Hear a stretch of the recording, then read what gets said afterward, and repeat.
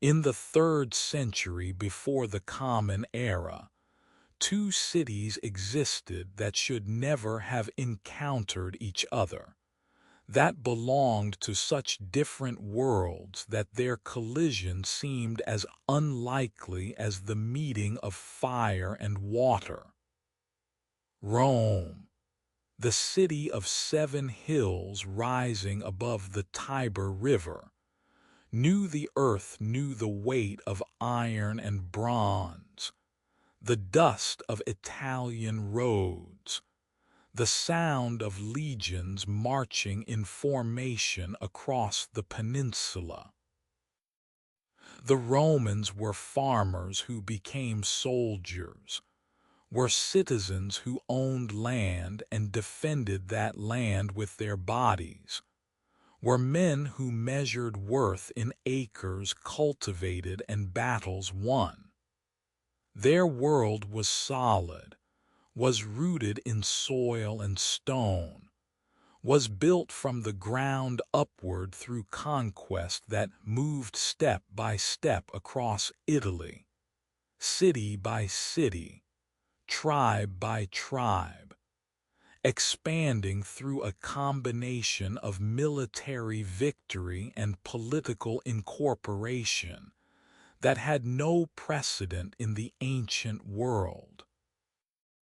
The city itself was young by Mediterranean standards, founded according to legend in 753 BC, only 5 centuries old, still rough around the edges despite growing wealth and power. The buildings were functional more than beautiful, were temples and basilicas, and the Senate House where Rome's fate was determined by debate among aristocratic families who traced lineages back to the city's founding. The Forum was the heart, was the space where citizens gathered to conduct business and politics, where the great decisions were made through votes and speeches, and the complex interplay of patronage and obligation that defined Roman society. The citizens were proud, were conscious of their republican freedom, were fiercely protective of their system that prevented kings from arising, that distributed power among consuls and tribunes and senators in ways designed to balance ambition against ambition. Rome's expansion had been relentless but had followed patterns. Conquered enemies were offered terms, become allies, provide soldiers, accept Roman oversight in foreign policy, but maintain internal autonomy. The system worked because it was flexible, because it created stakeholders in Roman success, because it transformed defeated enemies into partners who benefited from Rome's continued expansion. By 280 BC, Rome controlled the entire Italian peninsula south of the Po River, had incorporated dozens of cities and tribes, had created a confederation that could field armies of unprecedented size, because every ally contributed soldiers according to treaty obligations. But Rome's world ended at the water's edge. The Romans were not seafarers, had no naval tradition, looked at the Mediterranean with the suspicion that land people feel toward an element they do not control. The sea was Carthage's domain, was the realm of the other great power of the Western Mediterranean, was the territory that Rome had no reason to enter and no capacity to contest. The two cities existed in different elements: Rome on land, Carthage on water, and there seemed no reason why their spheres would overlap, why their separate dominions would bring them into conflict. Across the sea, beyond the horizon visible from Italy's western coast, Carthage existed in its own world. The city had been founded by Phoenician colonists from Tyre in the 9th century BC, was older than Rome by more than a century, had grown from trading post into the greatest commercial power of the Mediterranean. Where Rome knew earth, Carthage knew water, knew the rhythms of tides and currents, the signs that predicted storms, the navigation by stars that allowed ships to cross open ocean.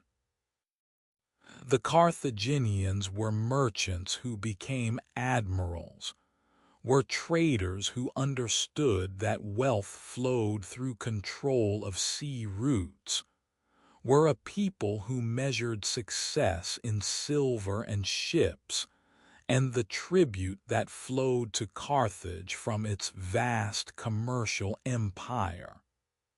The harbor at Carthage was marvel of engineering, had two connected ports, one commercial and one military, with capacity for hundreds of ships. The circular military harbor could hold 220 warships under covered sheds that protected them from weather, could launch entire fleets within hours, was the foundation of Carthaginian naval dominance. The city itself was wealthy beyond Roman comprehension, was adorned with buildings that combined Phoenician and Greek and African influences, was cosmopolitan in ways that Rome with its Latin homogeneity could not match. The inhabitants spoke Punic, a Semitic language related to Hebrew and Aramaic, and maintained cultural practices inherited from their Phoenician ancestors, maintained connections to the East even as they built empire in the West. Carthage's empire was different from Rome's, was based not on territorial conquest, but on control of trade routes and strategic ports. Carthage held cities along the North African coast, controlled southern Spain with its rich silver mines, held key islands Sardinia, Corsica, western Sicily, that allowed domination of central Mediterranean shipping. The Carthaginians did not seek to incorporate conquered peoples into their system, did not offer citizenship or partnership, simply demanded tribute and commercial privileges and obedience in foreign policy. The system worked because Carthage had the ships to enforce it, because naval power allowed rapid response to rebellion or piracy, because controlling the sea meant controlling the commerce that ancient economies depended on. The Carthaginian government was oligarchic, was controlled by wealthy merchant families who dominated the Council of Elders, and elected the Suffetes magistrates who served one-year terms but who were drawn from narrow elite. The system concentrated power more than Rome's did, allowed for quicker decisions, but also for policies that served commercial interests of the ruling families.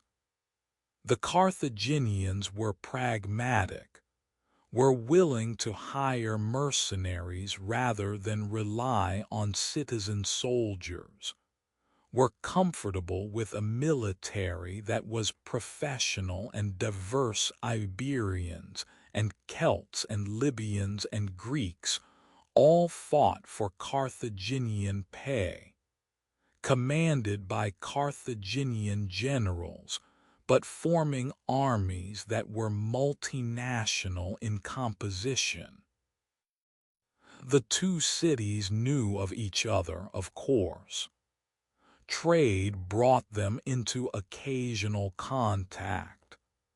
Diplomatic relations existed. They had signed treaties that defined spheres of influence, that acknowledged each other's dominance in their respective regions, that promised not to interfere in each other's territories. The earliest treaty, dated to 509 BC, had been renewed and revised multiple times, most recently in 306 BC, with terms that seemed clear enough. Rome would stay out of Carthaginian commercial zones.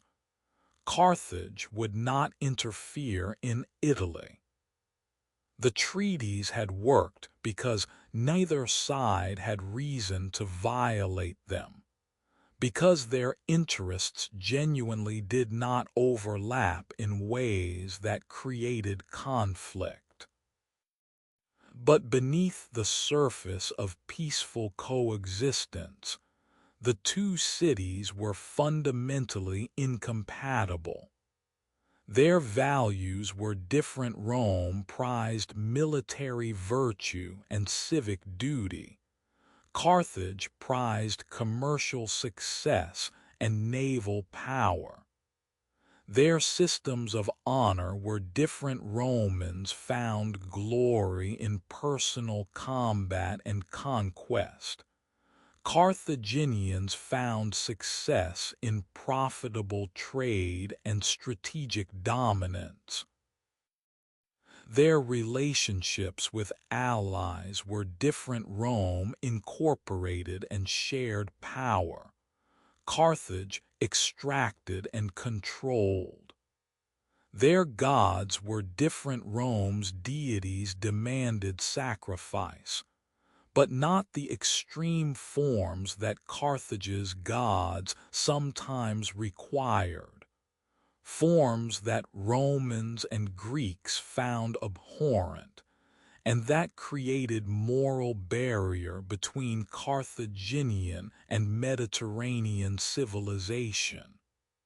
The differences might not have mattered if circumstances had kept them separate. If Rome had remained content with Italian hegemony, if Carthage had maintained its focus on Africa and Spain, if no crisis had emerged that forced them into interaction, but circumstances were changing. Rome was consolidating Italy and beginning to wonder what came next. Carthage was protecting its commercial empire and worrying about Greek interference in Sicily.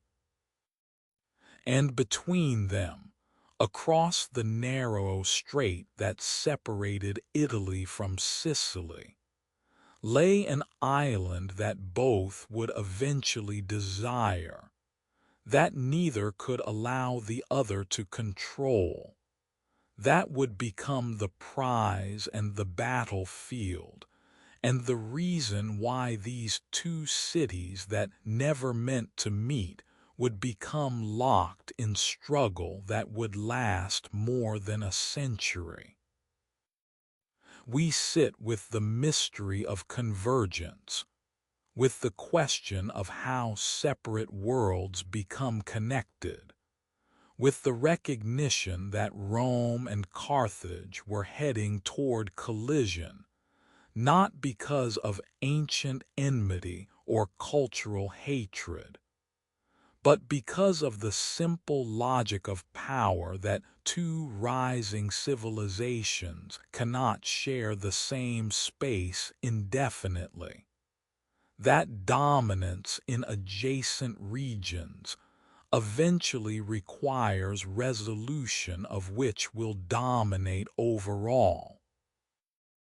That the Mediterranean was not large enough for both to achieve their ambitions without confronting each other.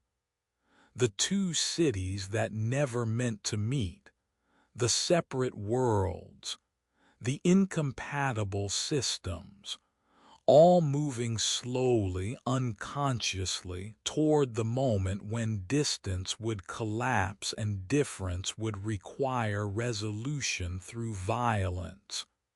The cities, growing, expanding, approaching, forever unaware of what approached, forever confident in their separate strengths, forever about to discover that strength without monopoly means conflict.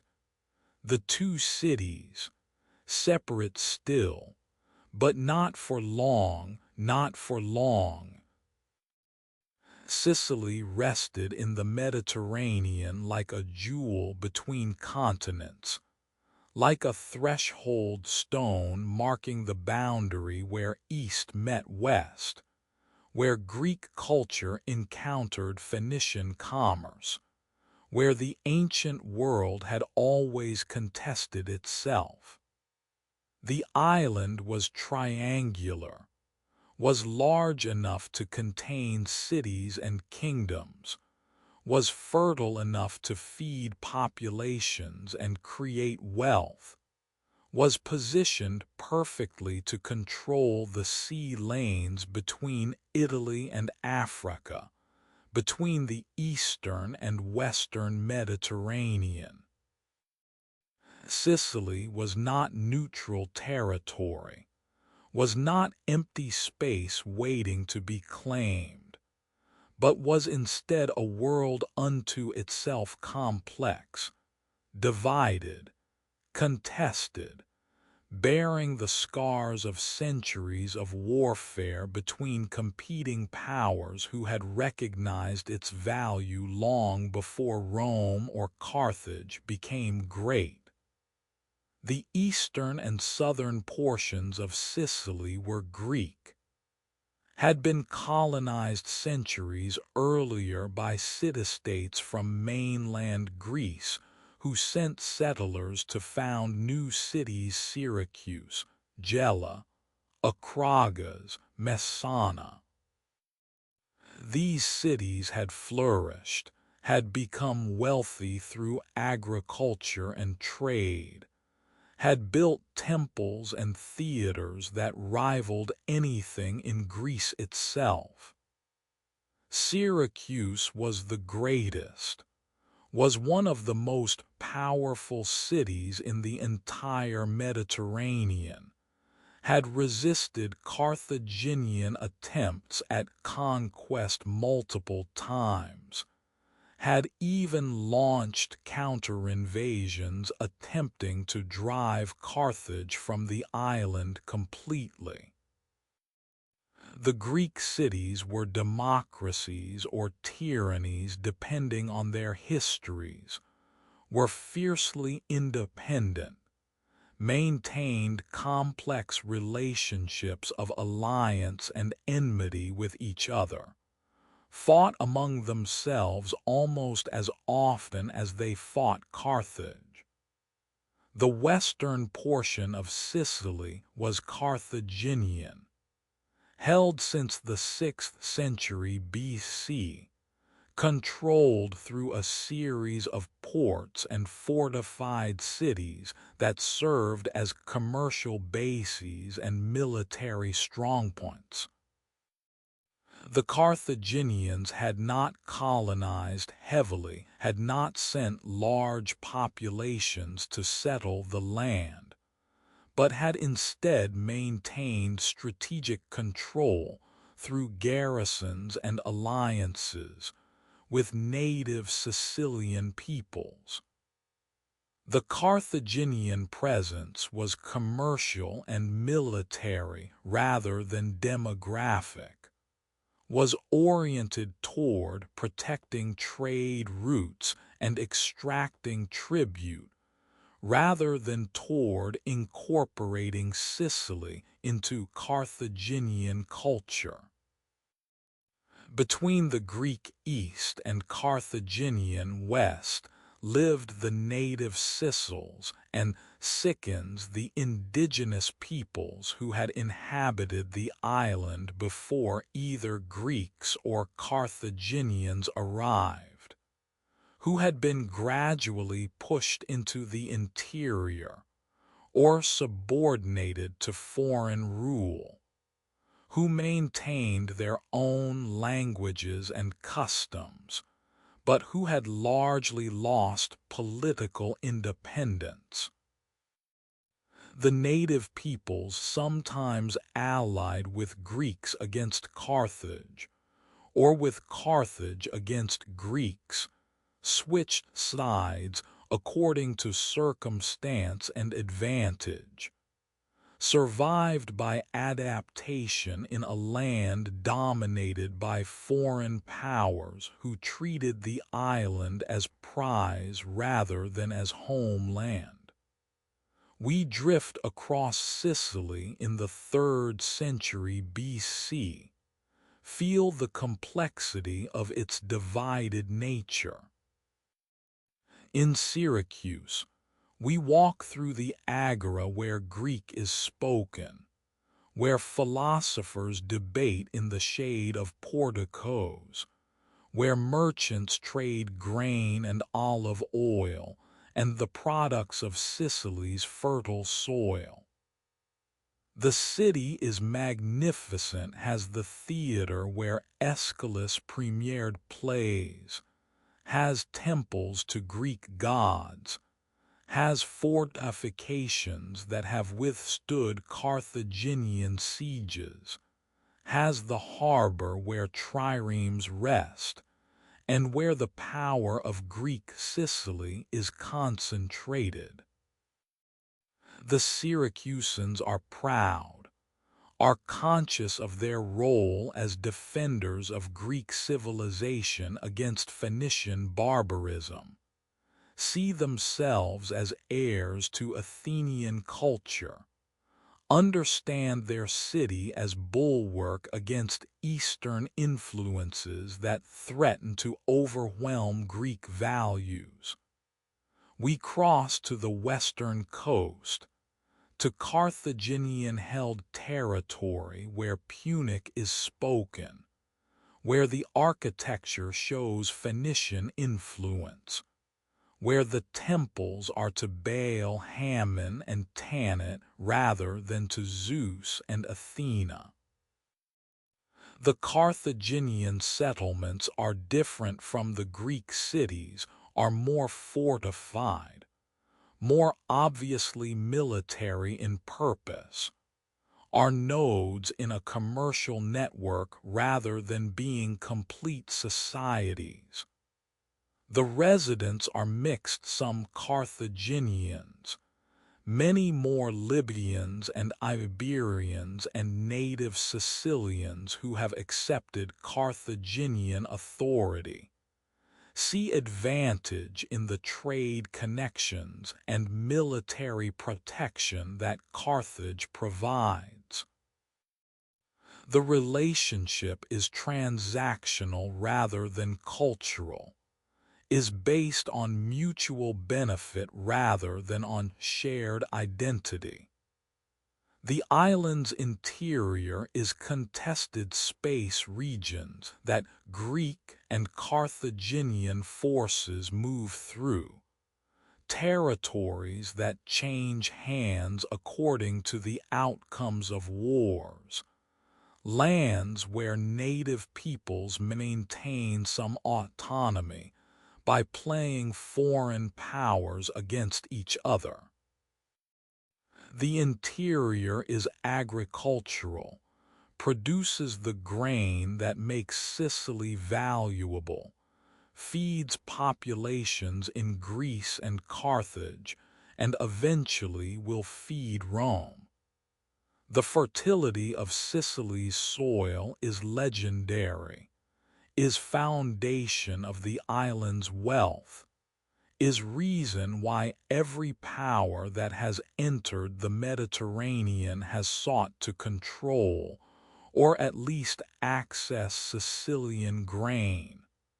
But Sicily is more than economic prize, is also strategic necessity. The island controls the narrow sea routes between eastern and western Mediterranean, sits astride the shipping lanes that connect Carthage to its eastern colonies, blocks direct access between Italy and Africa. Whoever controls Sicily controls central Mediterranean navigation, can permit or prevent trade, can project power in multiple directions. For Carthage, holding western Sicily is essential to maintaining the commercial empire that makes Carthage wealthy and powerful. For the Greek cities, maintaining independence is essential to preserving their autonomy and culture. For Rome, watching from across the strait, Sicily is becoming impossible to ignore, is too close to Italy to be indifferent to, is too strategically significant to allow hostile control of, is too rich in resources to leave entirely to others. The island's history is violence.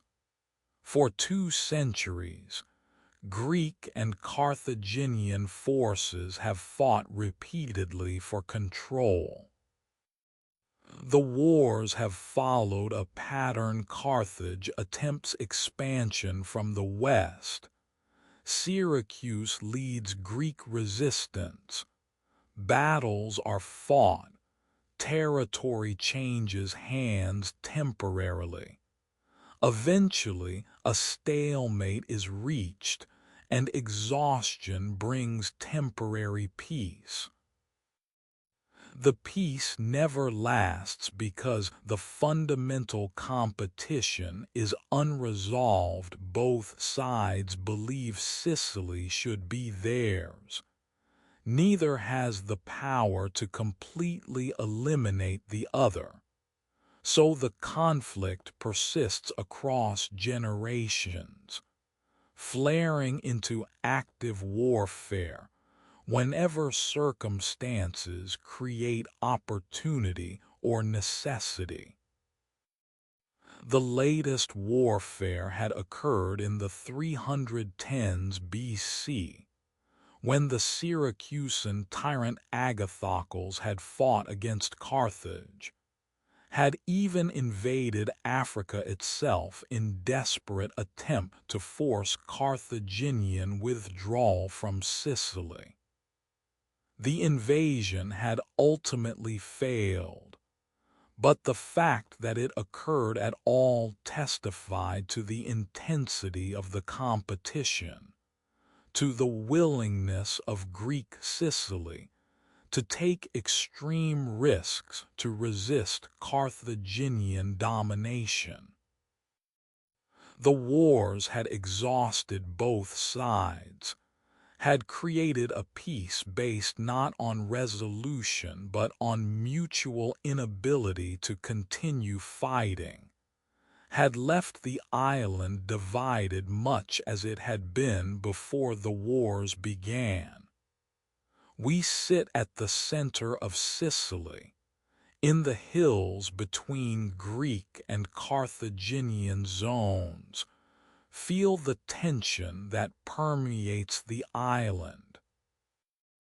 Sicily is threshold, is boundary, is the space that refuses simple allegiance, that resists being incorporated fully into anyone's empire, that remains perpetually contested because its value makes it perpetually desirable. The islanders, whether Greek or Carthaginian or native, live with the understanding that peace is temporary, that the divisions will eventually lead to renewed warfare, that their fates depend on decisions made by powers that view the island strategically rather than as home. What makes an island worth centuries of warfare?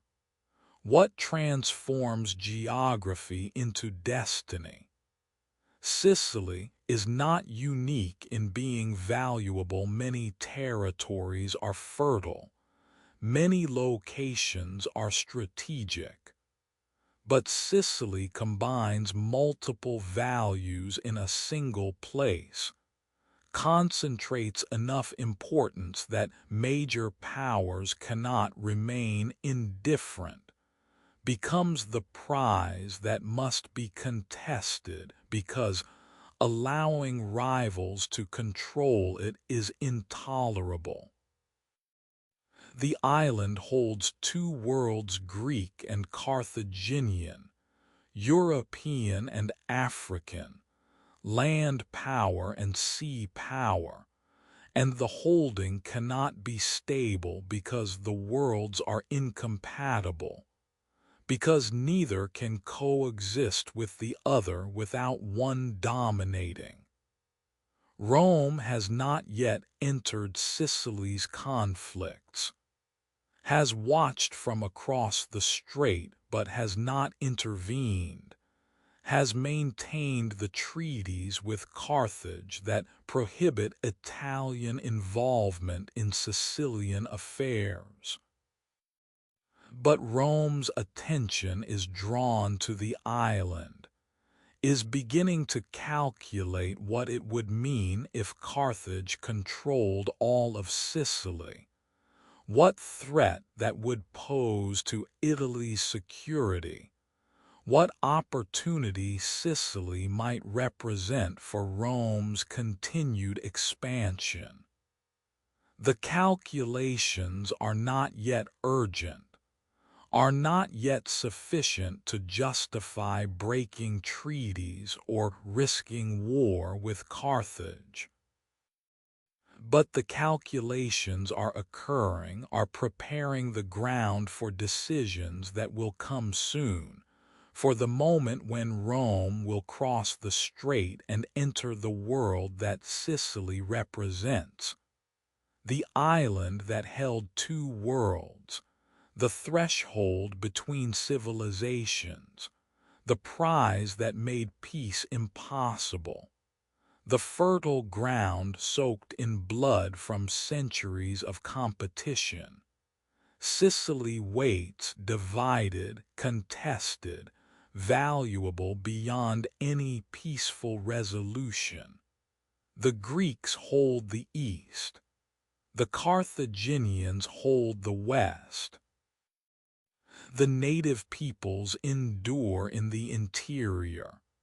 And across the strait, Rome watches and wonders and calculates and slowly, unconsciously, prepares to enter the competition that will transform the island from Greek-Carthaginian battlefield into the first province of the Roman Empire.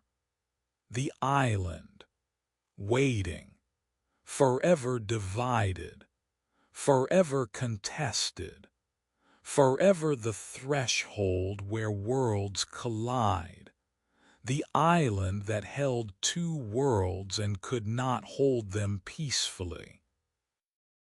They had been born in the mountains of Campania, in the hills of southern Italy, where villages clung to slopes and men grew hard from sparse soil and harsh weather. They were Oscans, were Sibelians, were from the tribes that had contested control of Italy with Romans and Greeks, that had eventually been defeated or incorporated into the Roman Confederation. Their own cities had no need for them, or perhaps they had no place in their cities, or perhaps they simply sought fortune that farming could not provide.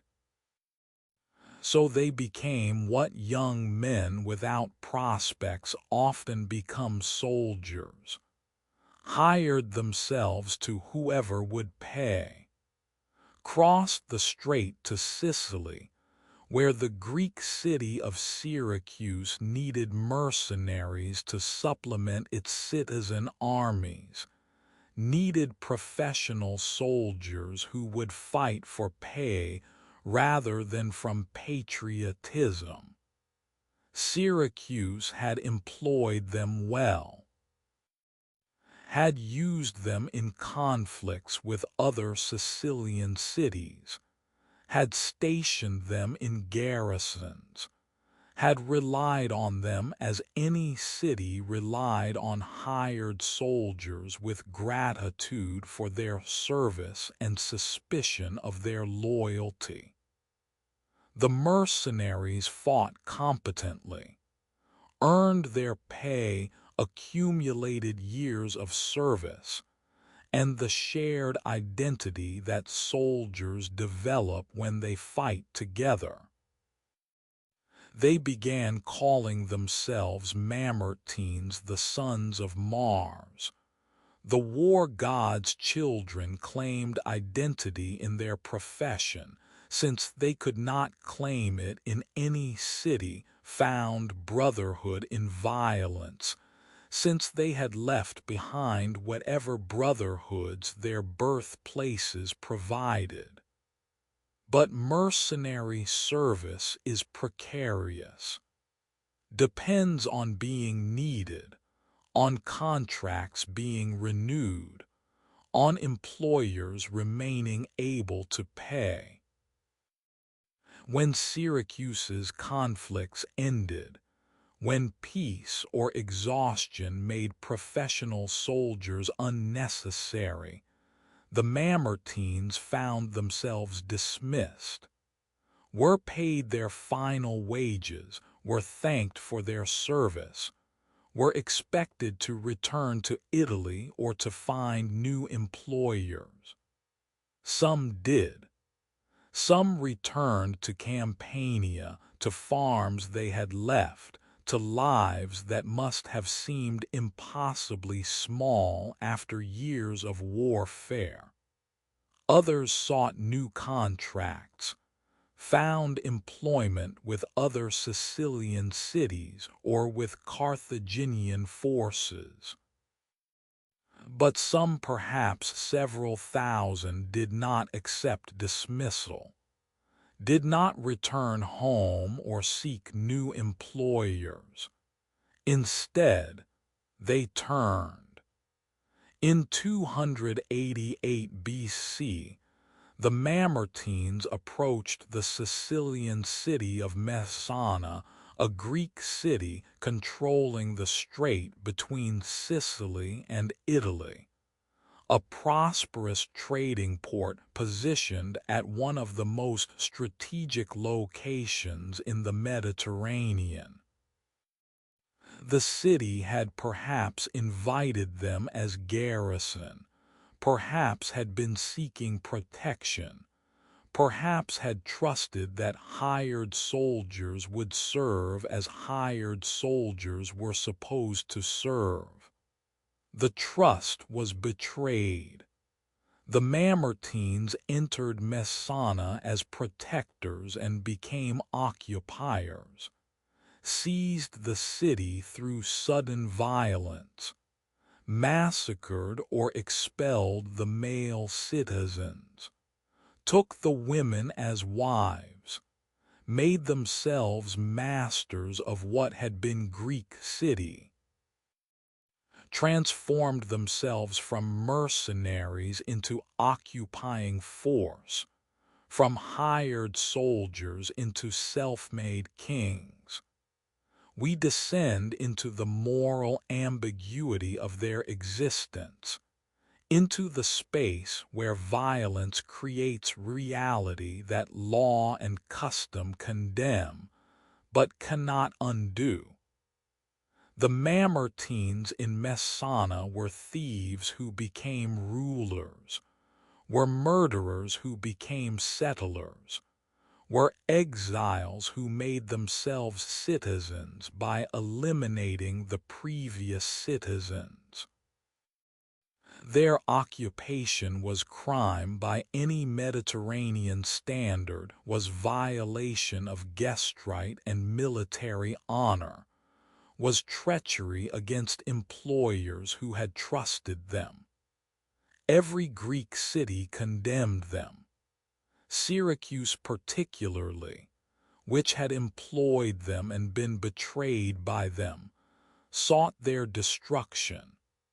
But the condemnation did not dislodge them. The Mamertines held Messana through force, controlled the strait through controlling the city, became power that other powers had to acknowledge even while refusing to legitimize. The city they occupied was valuable beyond its size. Messana controlled the narrowest point of the strait, could monitor all shipping between Sicily and Italy, could profit from trade that flowed through the channel.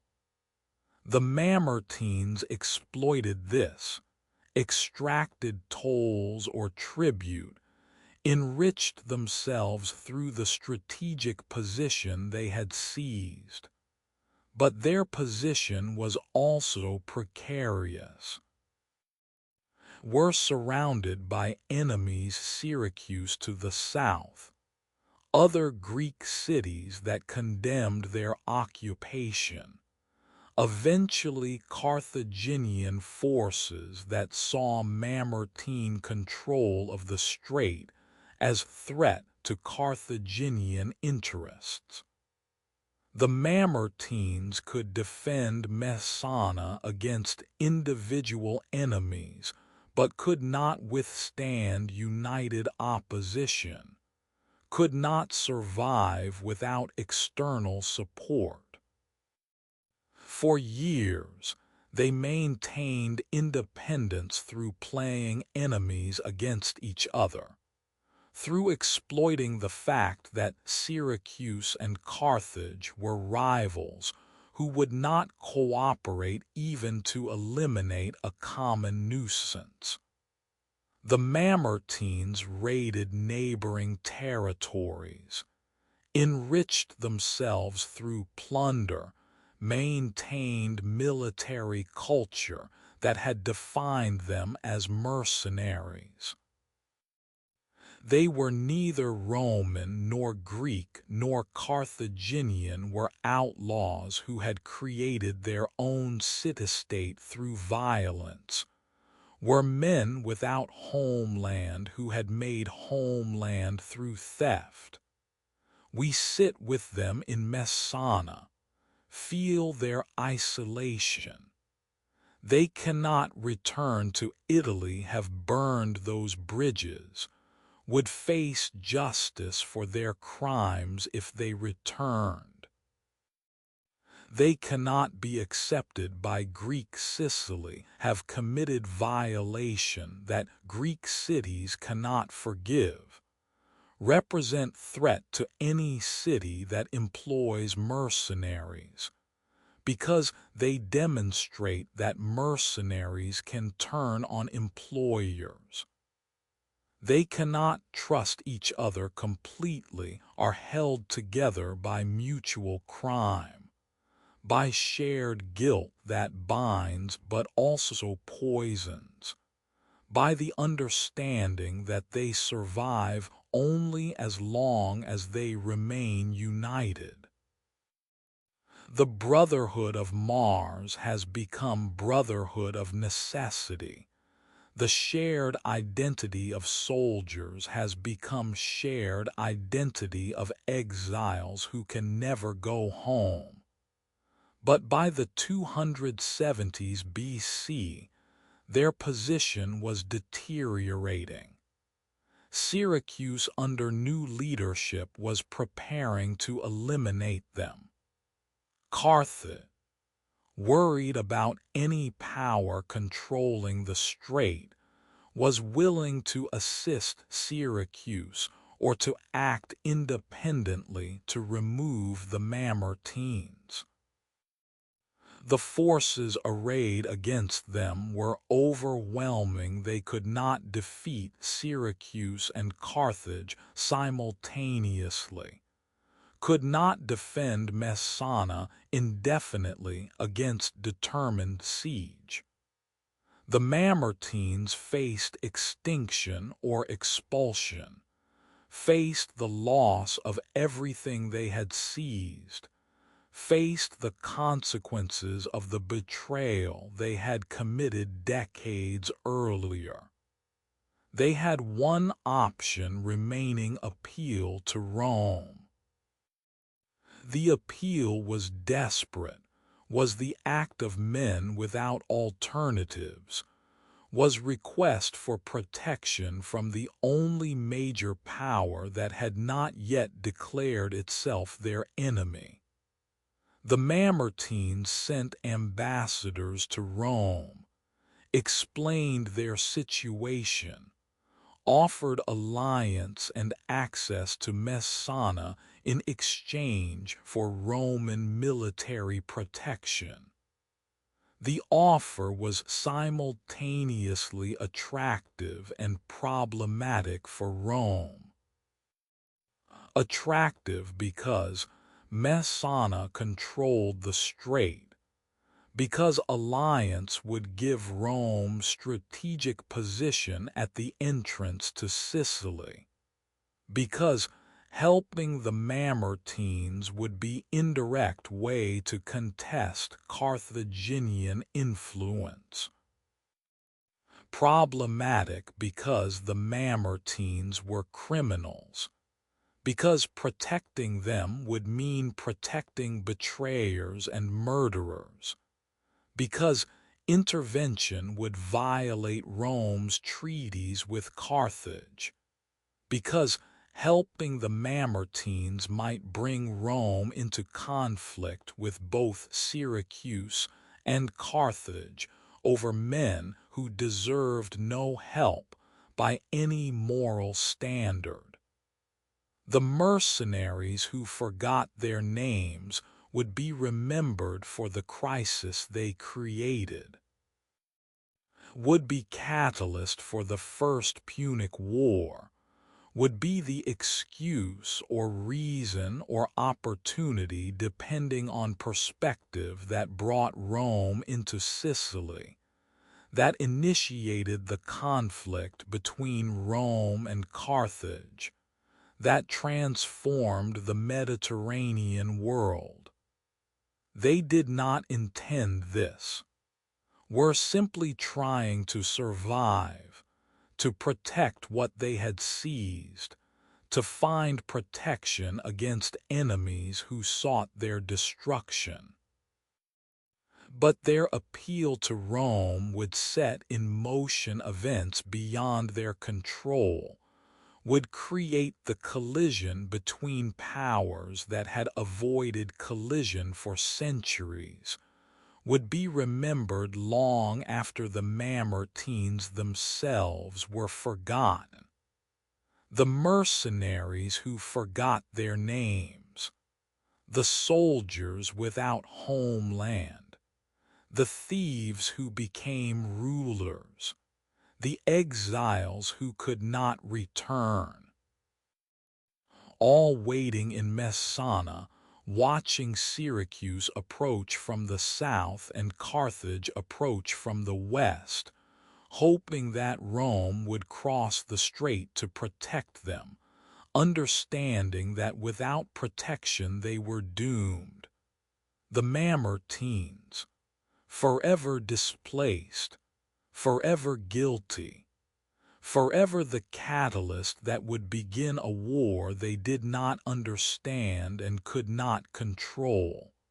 The mercenaries, waiting, hoping. Forever the men who forgot their names and in forgetting created the crisis that would define a century.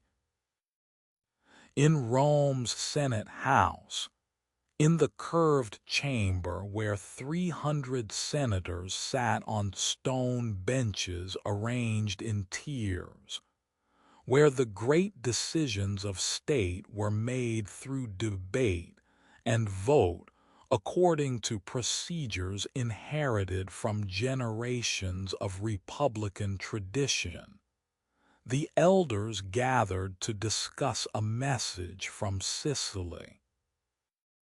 The Mamertines had sent ambassadors, had appeared before the Senate to make their case, described the threat from Syracuse and Carthage, explained their control of Messana, offered alliance and access to the strait in exchange for Roman military protection. The request was straightforward. The Senate's response would determine everything that followed.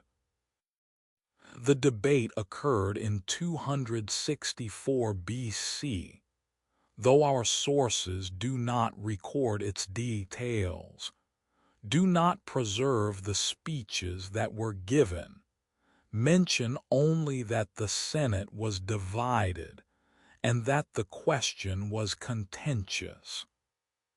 The silence that surrounds the debate is itself testimony to the difficulty of the decision, to the recognition that what was being decided would have consequences that extended far beyond the immediate question of helping or not helping the Mamertines. We can reconstruct the arguments from what came before and after, from Roman values and strategic concerns, from the patterns that shaped Roman decision-making. But the actual words spoken that day are lost, exist only in silence that we must interpret. The traditionalists argued against intervention. Their position was clear, was based on multiple considerations that Romans would have found compelling.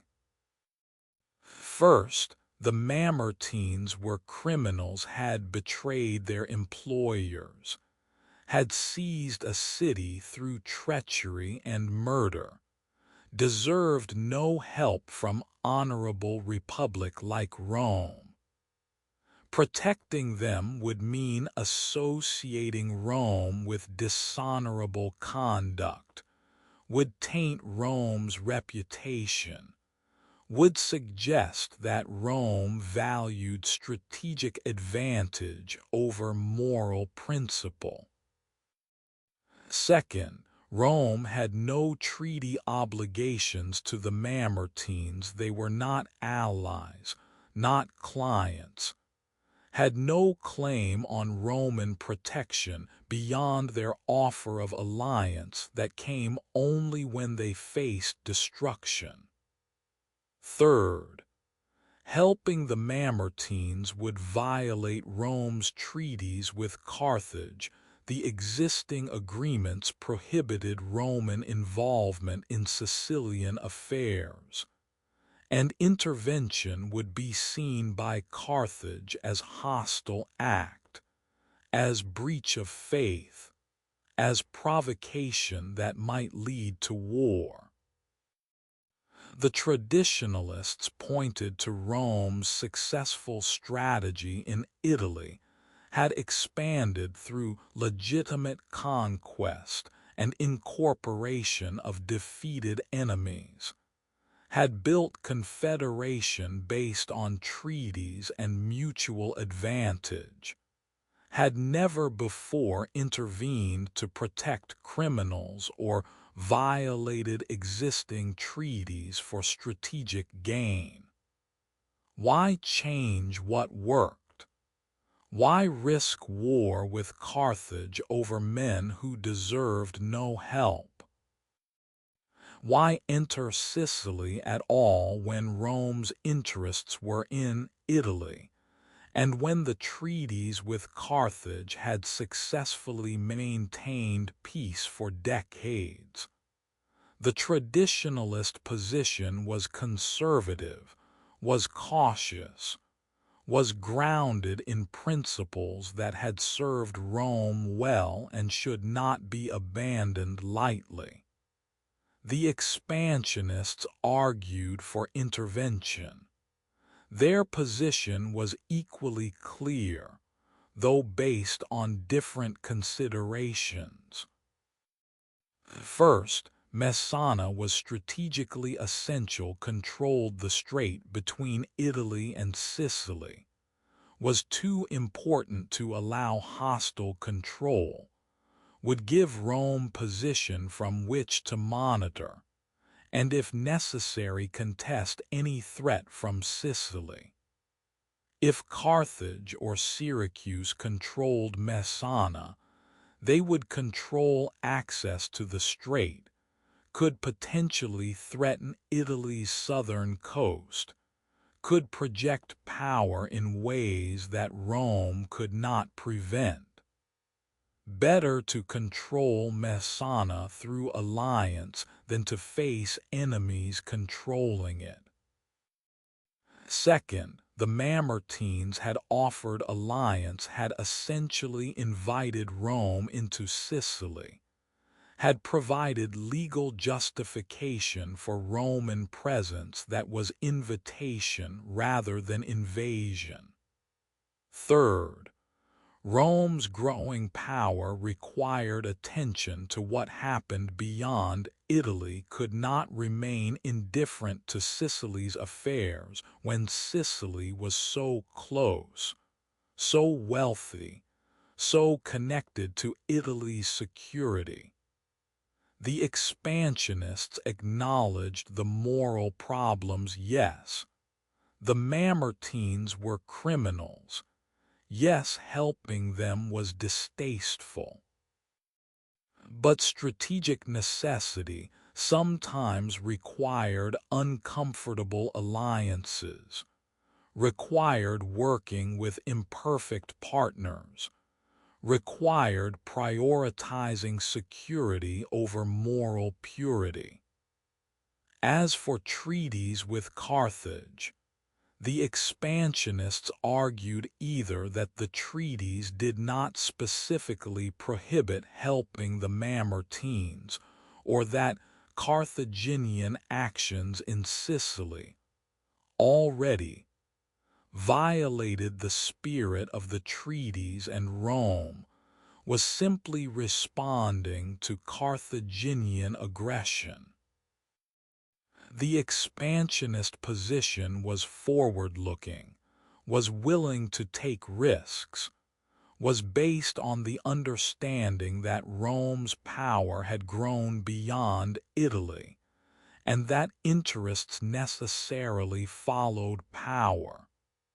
We sit in the Senate House with the elders, feel the weight of the decision. The senators were mostly elderly.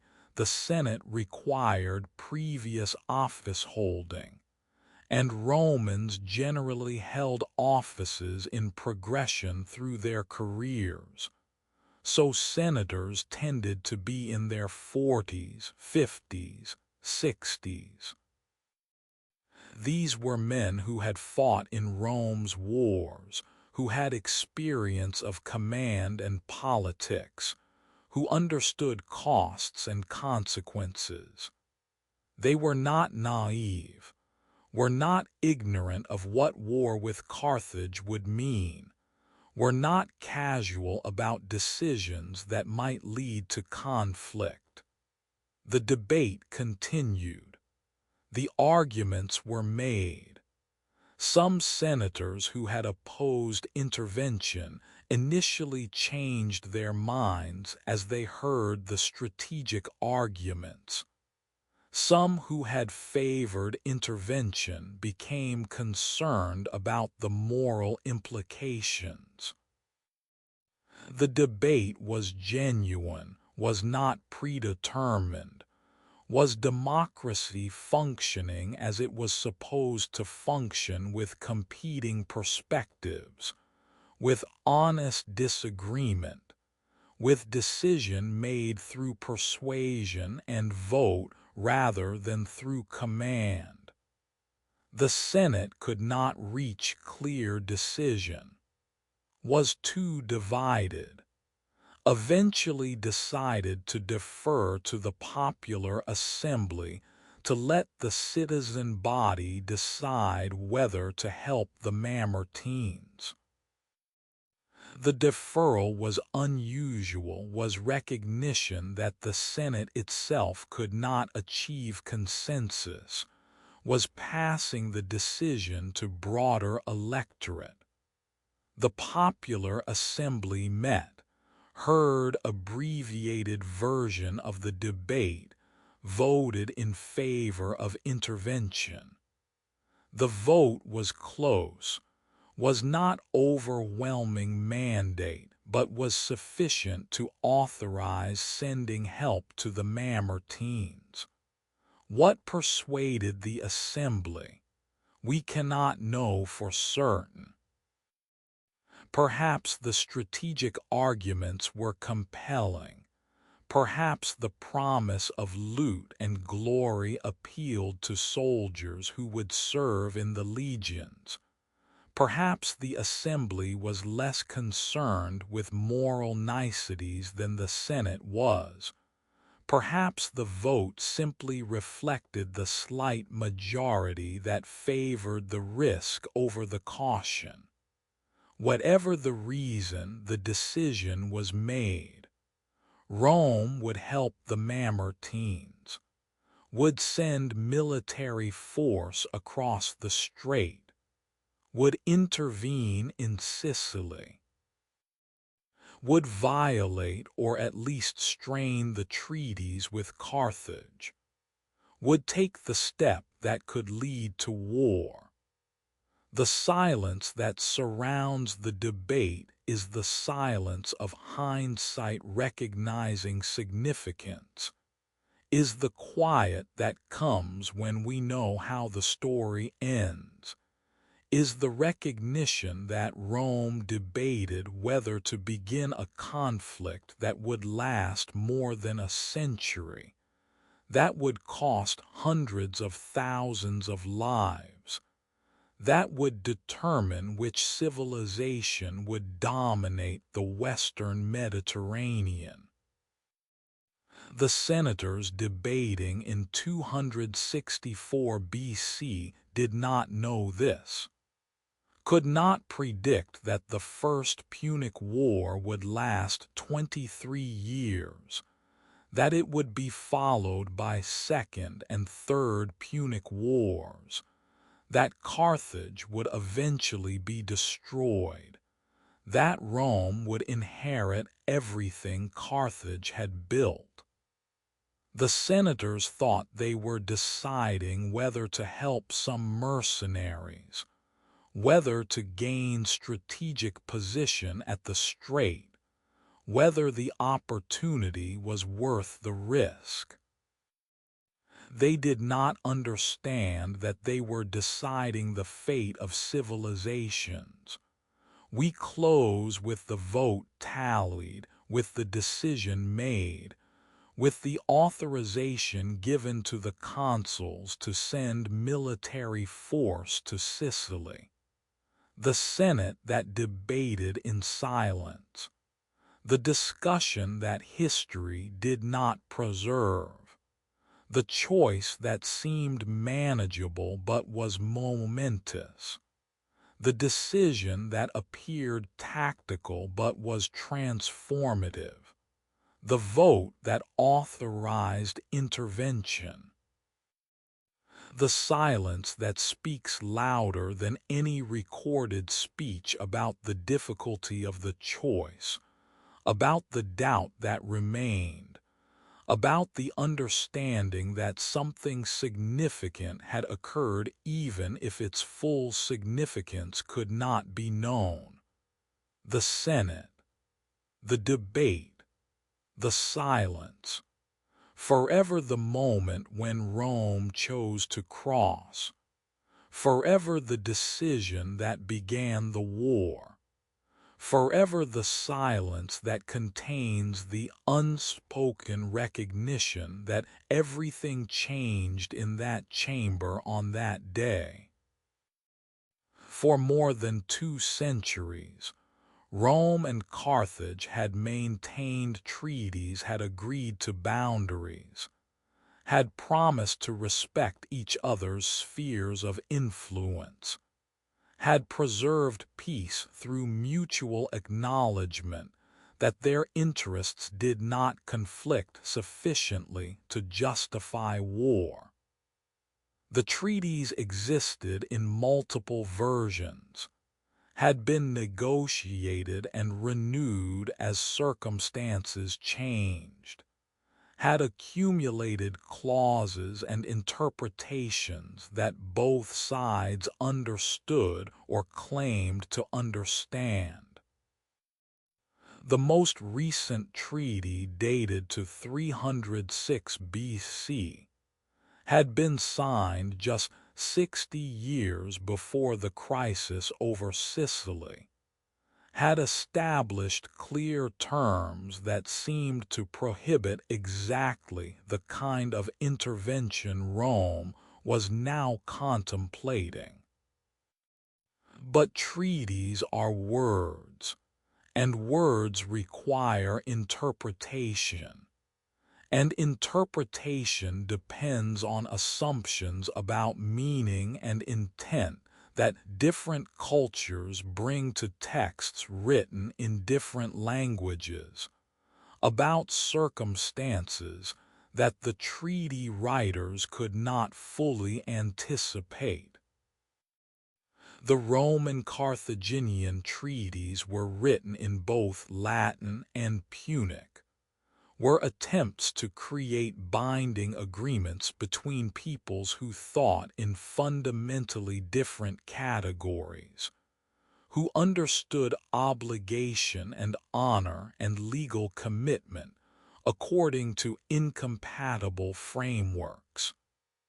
The treaties worked as long as both sides wanted them to work, as long as circumstances did not test their boundaries, as long as the spheres they defined remained separate enough that disputes did not arise. We examine the treaty text, or what we know of it, through later historians who summarized rather than quoted the exact language. The treaty said that Rome would not trade or establish bases in Carthaginian waters, said that Carthage would not interfere in Italy, defined spheres. Rome's was Italy, Carthage's was the sea and the islands and North Africa. The language seemed clear until circumstances made it unclear. Sicily was island, should have been Carthaginian sphere according to treaty logic.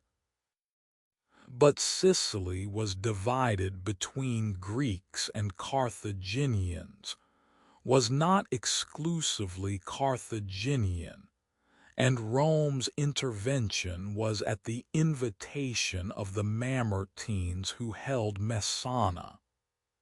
Did helping allies at their request violate the treaty?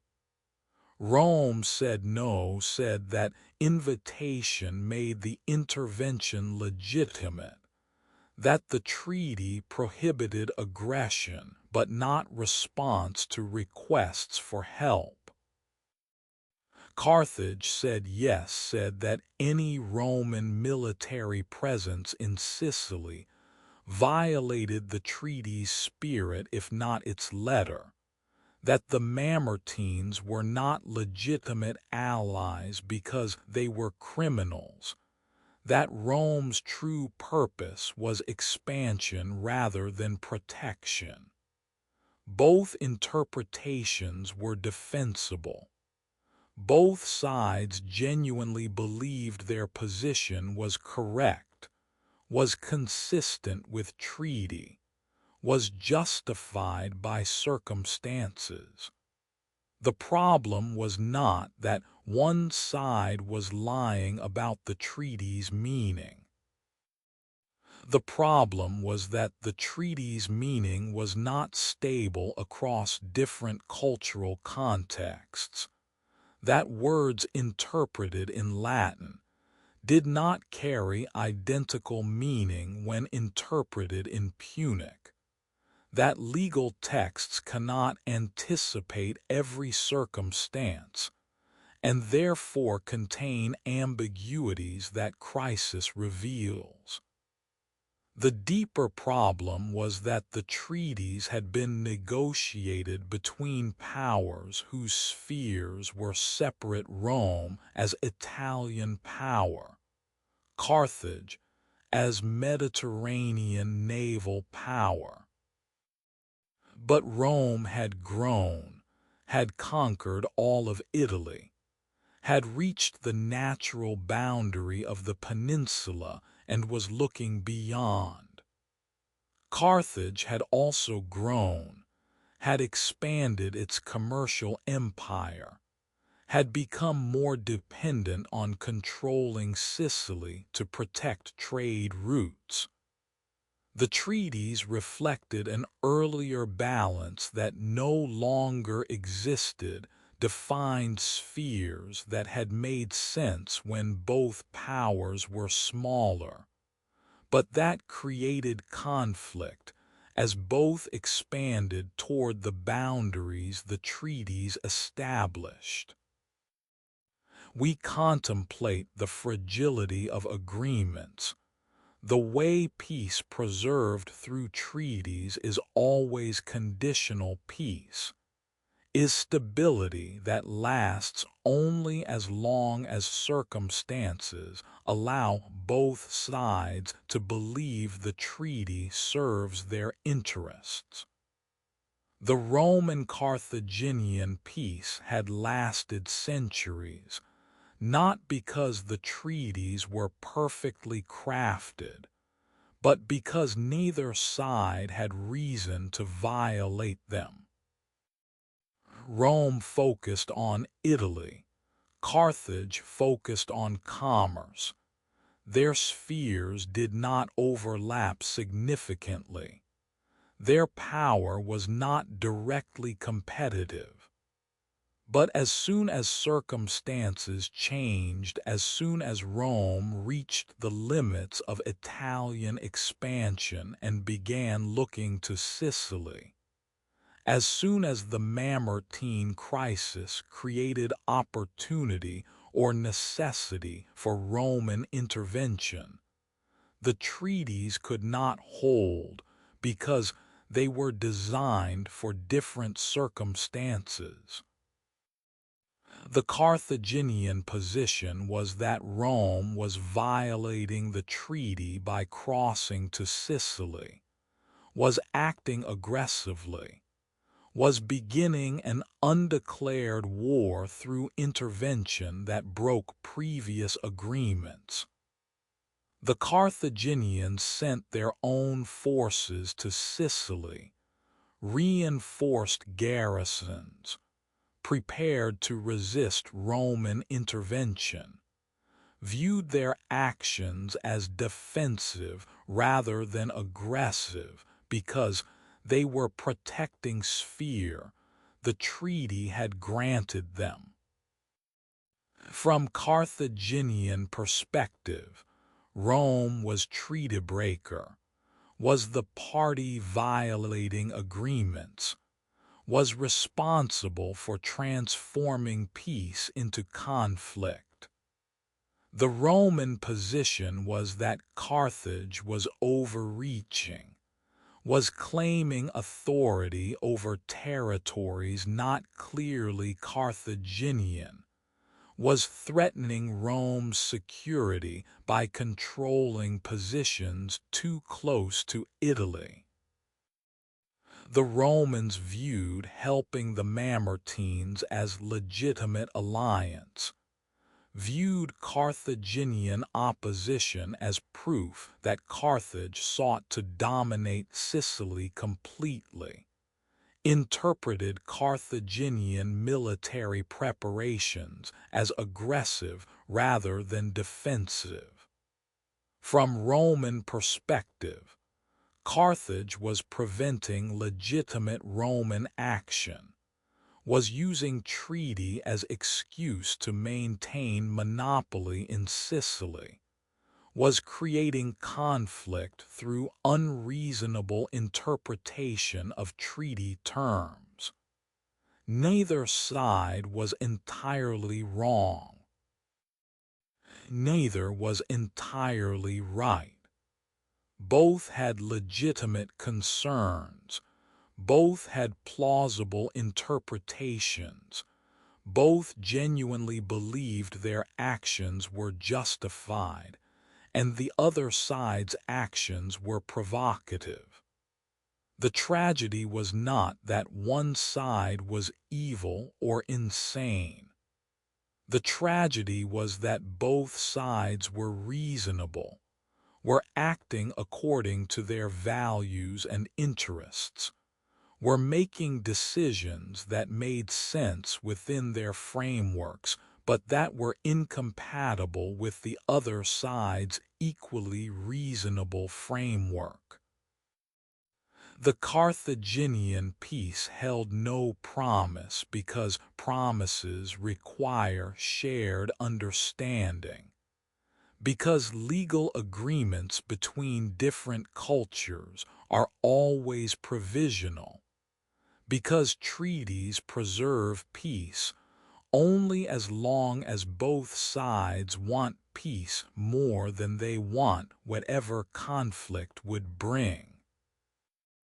Once Rome decided that strategic position in Sicily was worth risking Carthaginian anger, once Carthage decided that preventing Roman presence in Sicily was worth risking war, the treaties became irrelevant, became historical curiosities that both sides would cite to justify their positions, but that neither would allow to constrain their actions. We sit with the failure of law, with the recognition that treaties do not prevent wars, but simply establish frameworks that hold as long as circumstances allow. The Carthaginian peace had been real, had preserved stability for centuries, had allowed both civilizations to grow without destroying each other. But the peace was always conditional, was always dependent on circumstances remaining stable, was always vulnerable to the moment when interests would diverge, and when one or both sides would decide that the treaty no longer served their purposes. The moment had arrived. The treaty was breaking. The peace was ending, not through malice or madness, but through the simple logic of power meeting power, of interests conflicting, of spheres overlapping in ways that previous agreements had not resolved. The Carthaginian peace that held no promise, the treaties that failed when tested, the words that meant different things to different peoples, the agreements that preserved peace only until peace became less valuable than what conflict might bring. The peace, breaking now, forever the testimony that law without power is empty and power without shared values is tragedy. The Carthaginian peace, ending, forever the promise that could not be kept because promises between civilizations require more than words. Forever. Before armies clashed, before the first blood of the First Punic War stained Sicilian soil, before the conflict that would consume a generation began in earnest, two commanders stood on opposite shores of the strait separating Italy from Sicily. The water between them was narrow less than 5 kilometers at the closest point, easily visible, close enough to see ships clearly, close enough to understand what forces the other commanded. They could observe each other's preparations, could watch the assembling of troops and supplies, could calculate the readiness of their opponent. But they could not speak to each other, could not negotiate, could not find peaceful resolution to the crisis approaching. The water separated not just shores but worlds, not just armies but civilizations, not just these two men but everything they represented. Appius Claudius Caudex commanded the Roman force. He was consul for the year 264 BC, had been elected by Roman citizens to the highest office in the Republic, held imperium the legal authority to command armies and to make decisions in the field. He was patrician, came from the Claudian gens that had been prominent in Roman politics for generations, carried weight of family reputation and expectation. His position was both powerful and constrained, had authority to command, but also had responsibility to Senate and people, had to balance military judgment with political concerns, had to make decisions that would be scrutinized and judged by colleagues and rivals. Appius Claudius had been given the task of crossing to Sicily, of bringing Roman military force to support the Mamertines, of establishing Roman presence at Messana. The Senate's authorization was clear enough: help the Mamertines, secure the city, resist any attempts by Syracuse or Carthage to prevent Roman intervention. But the authorization left implementation uncertain, left the question of what exactly helping the Mamertines required, left the consul to determine how much force to use and when to use it, and whether to seek negotiation or to proceed directly to violence. We stand with him on the Italian shore, feel his uncertainty. Does he believe in the mission?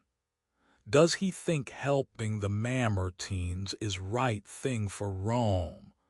Or is he simply following orders from the Senate while harboring private doubts? Is he confident that Roman legions can succeed in Sicily? Or is he worried about facing Carthaginian naval power and Syracusan armies with forces that are untested in this kind of warfare? The sources do not tell us his thoughts, preserve only his actions, leave us to imagine the internal deliberations of a man given responsibility for beginning what might become war. Across the strait, Hanno commanded the Carthaginian garrison in Sicily. He was general appointed by Carthaginian government, had been sent to Sicily to protect Carthaginian interests, had orders to prevent Roman intervention at Messana. Hanno was professional commander, was representative of Carthaginian military system that relied on hired troops and professional officers rather than on citizen soldiers. His army was diverse, included Libyans and Iberians, and perhaps some Carthaginian citizens, was the multinational force that Carthage typically fielded, was held together by discipline and pay rather than by shared identity. Hanno's position was also complex. Had to defend Carthaginian interests, but also had to avoid unnecessary conflict. Had to resist Roman crossing, but also had to consider whether resistance would succeed or would simply trigger larger war that Carthage might not want. The Carthaginian government had not declared war on Rome, had not given Hanno authorization to attack Roman forces preemptively, had left him to make judgments about when defense became aggression, about when resistance became provocation. We cross to the Sicilian shore, stand with Hanno, feel the weight of his responsibility. Does he think Rome will actually cross, or does he believe this is posturing that will end in negotiation? Does he believe his forces can prevent Roman landing, or does he recognize that once Rome commits to intervention, Carthaginian garrison in Sicily cannot stop them alone? Is he hoping for reinforcements from Carthage, for support from Syracuse, for diplomatic solution that will allow him to save face while avoiding battle? Again, the sources are silent on his thoughts, record only that he was present, that he commanded forces, that he would soon have to decide how to respond to Roman crossing. The two generals were not mythic figures, were not larger-than-life heroes or villains, were simply commanders given difficult situations, were men trying to serve their states, were agents of powers larger than themselves who would be judged by outcomes they could not fully control. They may have been talented or mediocre. We cannot know from limited evidence that survives. They may have been brave or cautious, aggressive or defensive, wise or foolish. What we know is that they represented collision between Rome and Carthage, that they were the instruments through which the abstract conflict would become concrete violence, that they would be responsible for the first actions that would define whether this crisis would be resolved peacefully or would become war. Did they see each other as similar, as fellow professionals caught in circumstances neither made? Or did they see each other as enemies, as representatives of civilizations that were incompatible, as obstacles to be overcome? The questions cannot be answered. The generals exist in history as names and roles rather than as complete persons, are shadows whose thoughts and feelings are lost, who remain mysterious despite their importance. The water between them was narrow, but was also absolute boundary. Was the line between Italy and Sicily, between Roman and Carthaginian spheres, between peace and war. Once crossed, the line would be violated, the boundary would be breached, the separation between the powers would end. Everything that followed would follow from that crossing: the battles, the naval warfare, the decades of conflict, the transformation of the Mediterranean world. But before the crossing, in the moment when both generals watched each other across narrow water, the future was still uncertain. The war was still preventable. The collision was still just possibility rather than inevitability. What did they see when they looked across?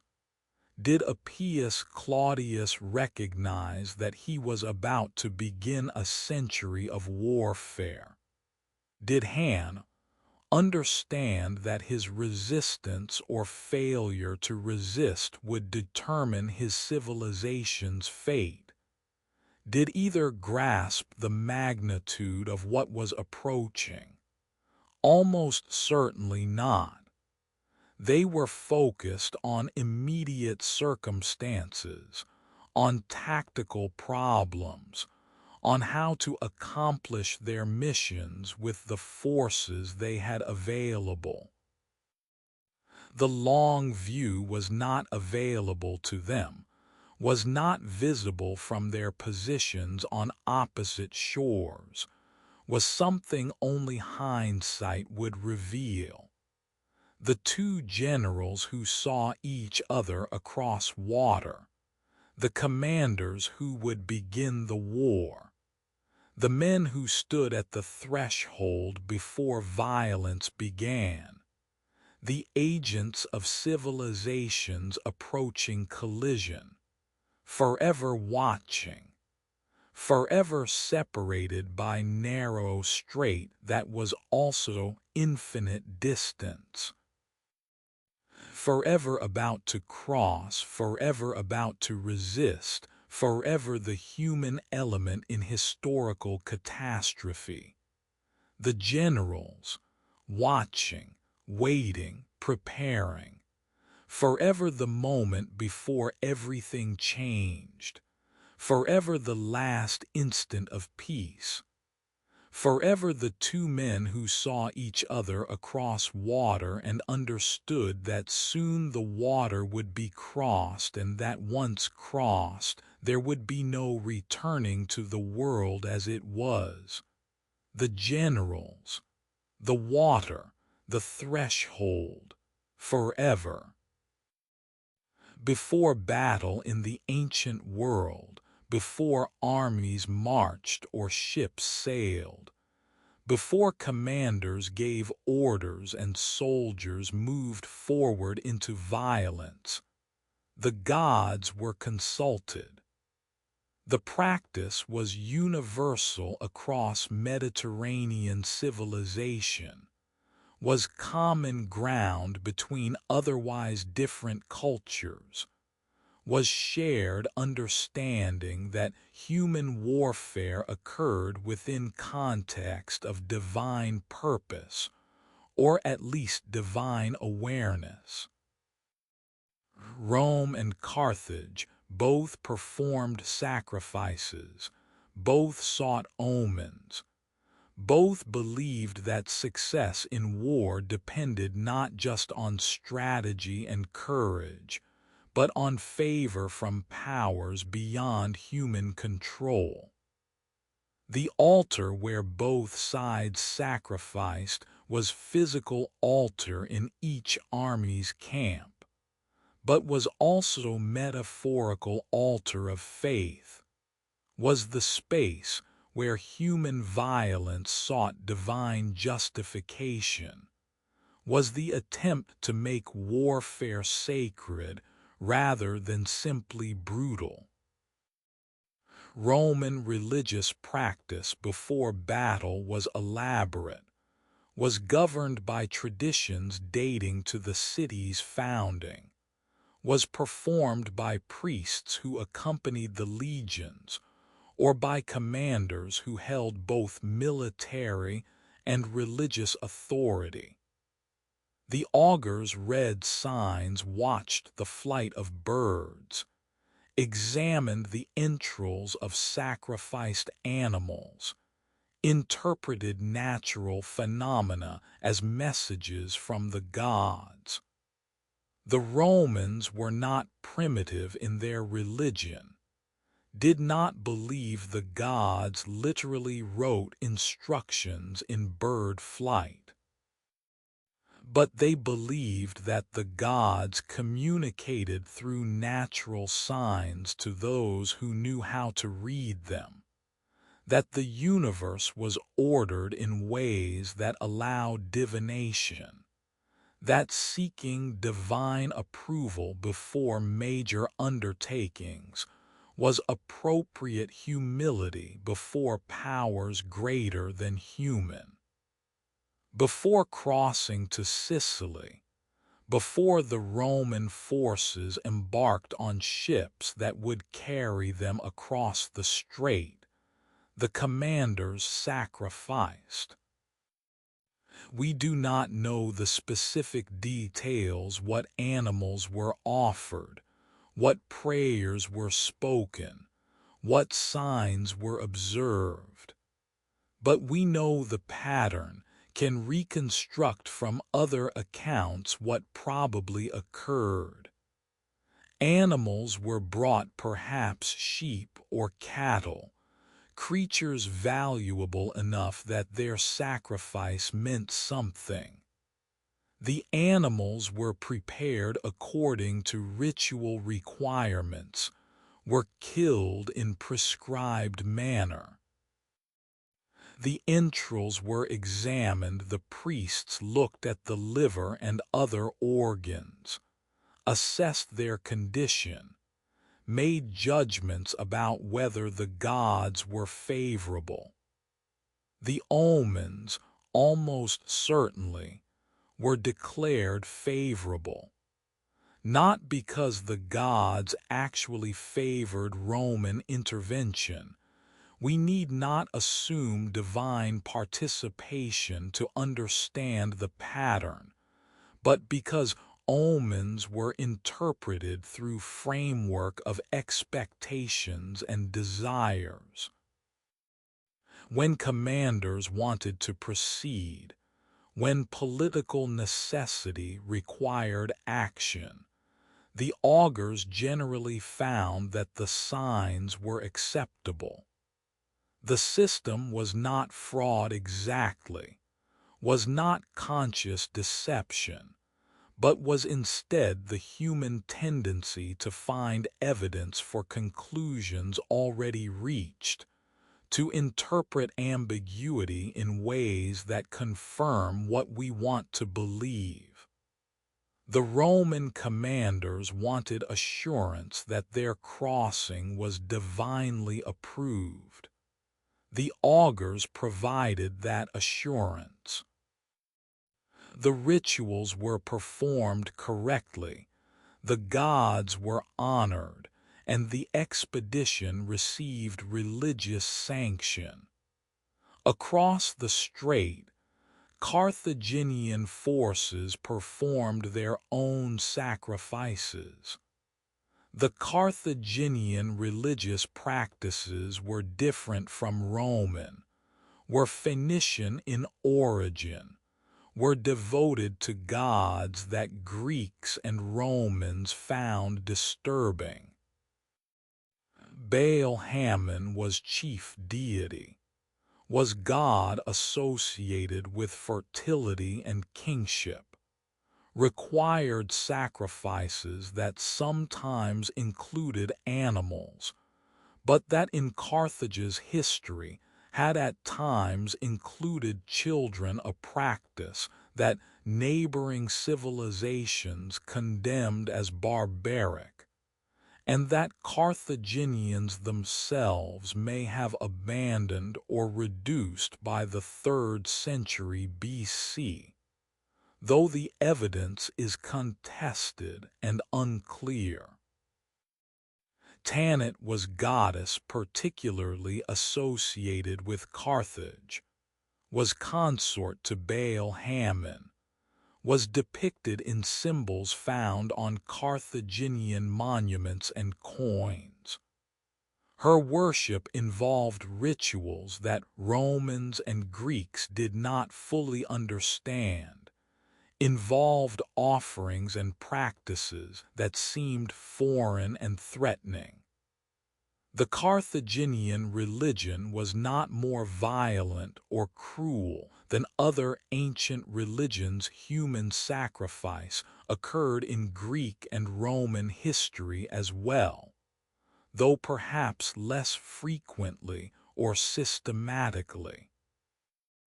But the difference in religious practice created cultural barrier, created the sense that Carthaginians were fundamentally other, were not quite civilized according to Mediterranean Greek-Roman standards. We do not know what sacrifices Hanno's forces performed before preparing to resist Roman crossing. But we know they performed them, know that Carthaginian military practice included seeking divine favor, know that the gods were invoked, that rituals were observed, that both sides believed their cause was not just politically justified but was approved by powers beyond human judgment. The Carthaginians believed their gods favored them just as Romans believed their gods favored Rome.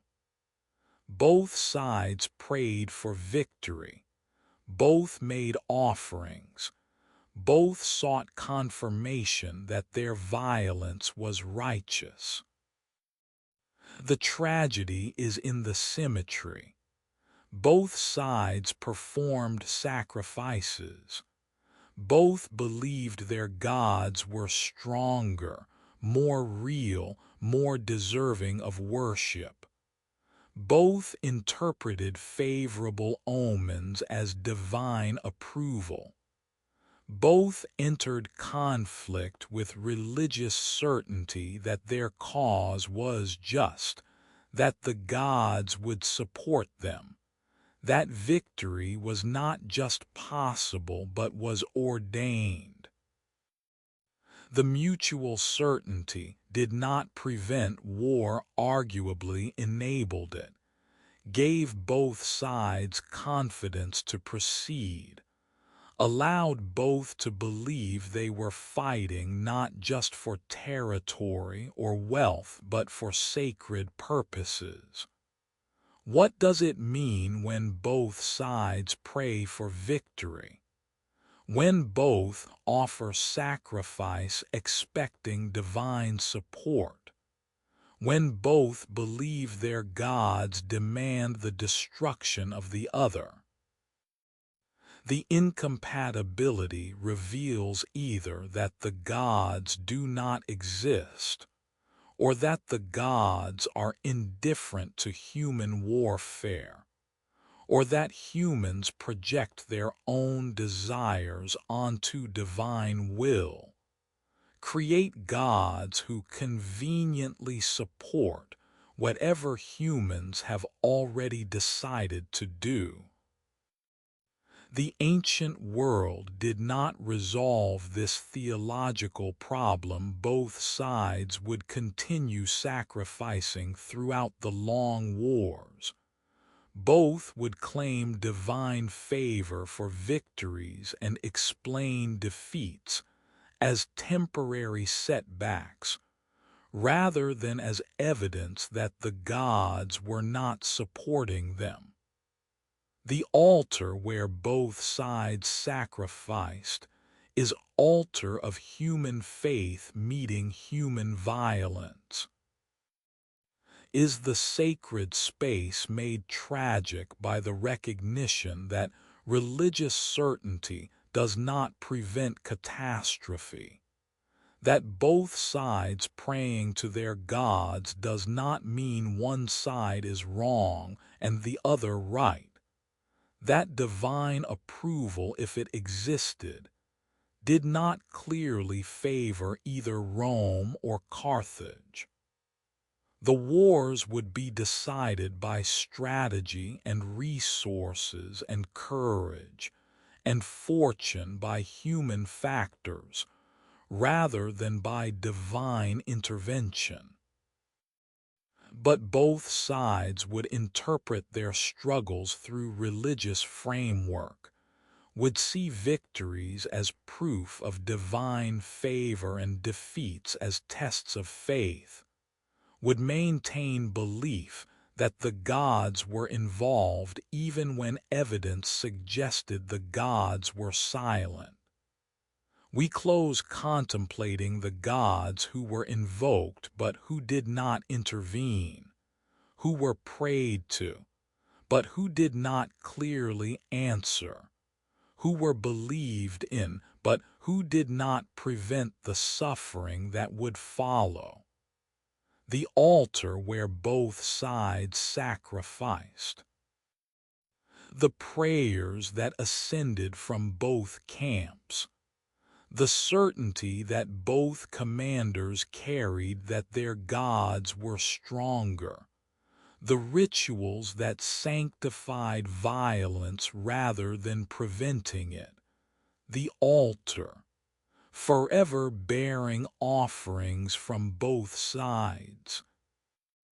Forever the testimony that religion in ancient warfare was not alternative to violence, but was companion to violence, was the framework that made violence meaningful rather than random, was the attempt to find transcendent purpose in conflicts that were ultimately about power and territory and survival. The altar, forever sacred, forever tragic, forever the place where both sides sought divine approval for what they would do regardless of whether approval came. The altar where both sides sacrificed. Carthage was naval power. The statement was not boast but was simple fact, was recognition acknowledged throughout the Mediterranean, was foundation of Carthaginian dominance. The Carthaginians had inherited shipbuilding knowledge from Phoenician ancestors who had been sailing the Mediterranean for centuries before Carthage was founded, had refined and perfected that knowledge through generations of maritime commerce and warfare, had developed the quinquereme, the warship with 5 banks of oars, with bronze ram at the prow capable of punching through enemy hulls, with capacity to carry marines and supplies across open water.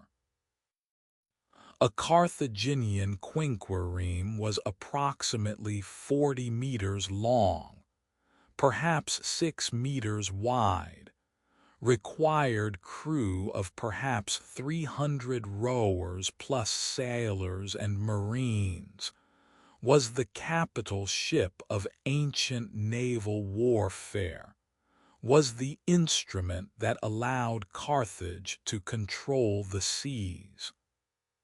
The Carthaginian fleet was enormous by ancient standards, might have numbered several hundred warships at any given time, with capacity to build more when needed, with experienced crews who had trained together for years, with admirals who understood naval tactics that Romans had never encountered. The fleet was not just military force, but was also commercial infrastructure. The warships protected Carthaginian merchant vessels, ensured safe passage for trade, prevented piracy, projected power across the central and western Mediterranean in ways that no rival could match. Rome had no such fleet. The statement was equally factual, was equally acknowledged, was problem that any Roman intervention in Sicily would have to address. Rome was land power, had built its strength through legions and infantry tactics, had conquered Italy through battles fought on solid ground, where Roman heavy infantry could form the formations that made legions so effective. Rome had some ships, had merchant vessels for coastal trade, had small warships for anti-piracy operations, had the minimal naval capacity required for a peninsular power. But Rome did not have battle fleet, did not have warships capable of challenging Carthaginian naval dominance, did not have crews trained in naval warfare, did not have admirals who understood how to command fleets in battle. The problem was immediate and obvious. To intervene in Sicily, Roman forces would have to cross the strait. The crossing itself was not difficult, the distance was short. The waters were usually calm. Merchant vessels could make the crossing routinely.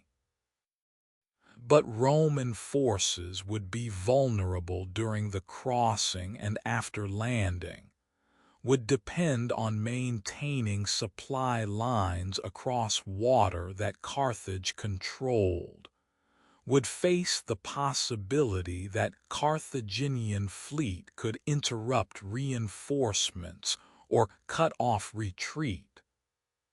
Roman military effectiveness depended on logistics, on regular supply of food and equipment, on ability to bring reinforcements when needed, on maintaining communication with Italy. If Carthage controlled the sea, all of this became uncertain. became dependent on Carthaginian decision not to interfere rather than on Roman capacity to ensure their own supply. We stand at Roman dockyards looking at inadequate vessels, understanding the disparity, feeling the weight of deficiency in the element where the war would be fought. The ships available to Rome were merchant vessels that could be pressed into military service, but that were not designed for combat, were not equipped with rams, could not carry the numbers of marines that warships carried. Some ships were triremes older design with 3 banks of oars that had been standard in Greek naval warfare a century earlier, but that were now considered inferior to the quinquiremes that Carthage deployed. The Roman naval force was not just smaller than Carthage's but was qualitatively inferior, was outmatched in design and crew training and command experience.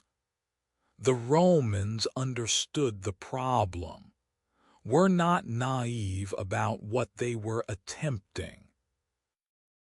The Senate's decision to intervene in Sicily was made with full awareness that Rome lacked naval power, was calculated risk that depended on several assumptions that Carthage would not commit its full fleet against the Roman crossing, that Syracuse might be neutralized through diplomacy or limited warfare, that once Roman legions landed in Sicily, they would be effective enough on land to compensate for weakness at sea.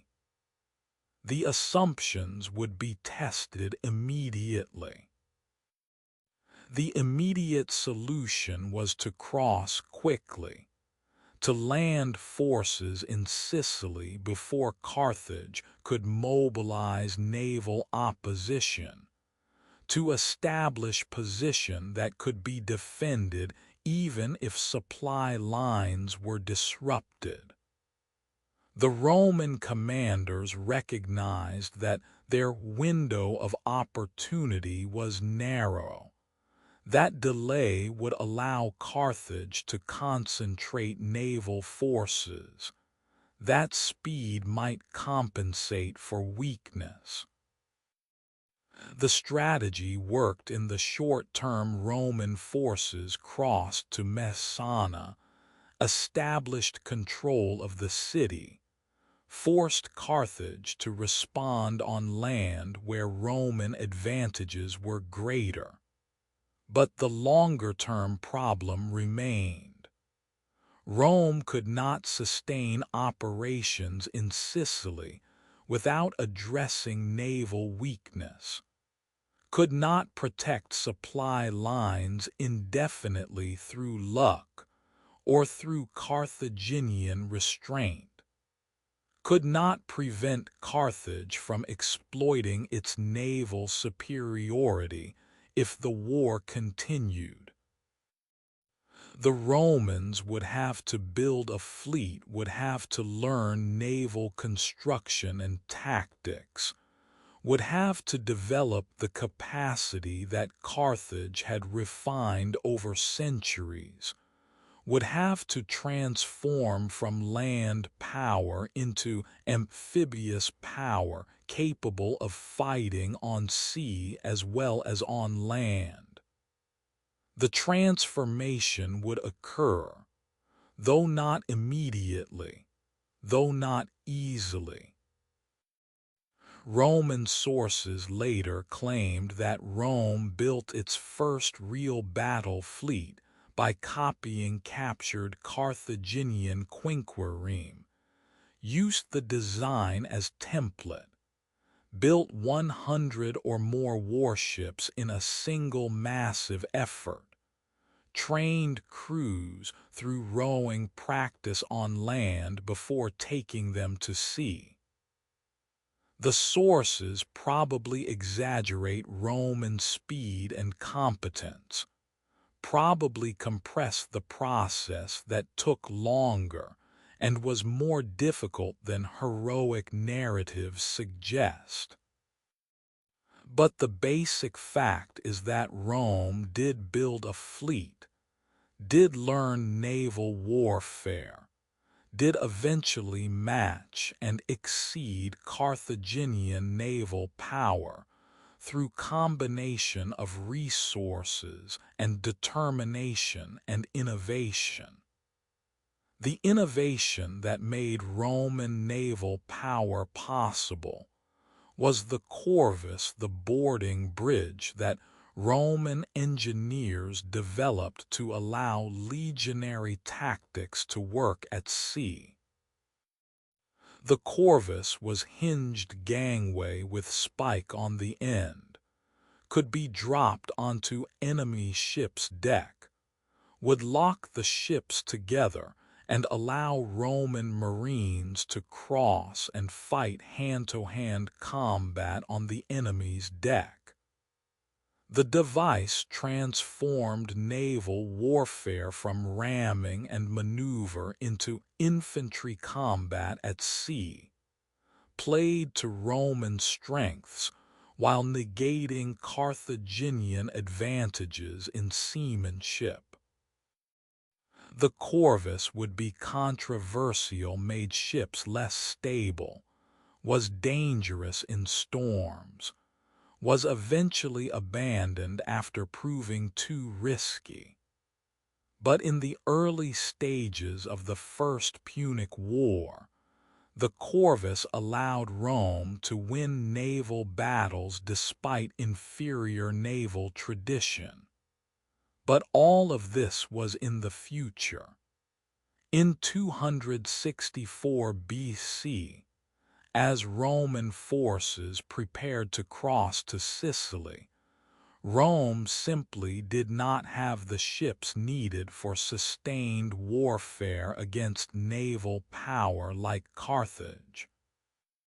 The deficiency was known, was accepted, was part of the risk that Rome was taking by intervening.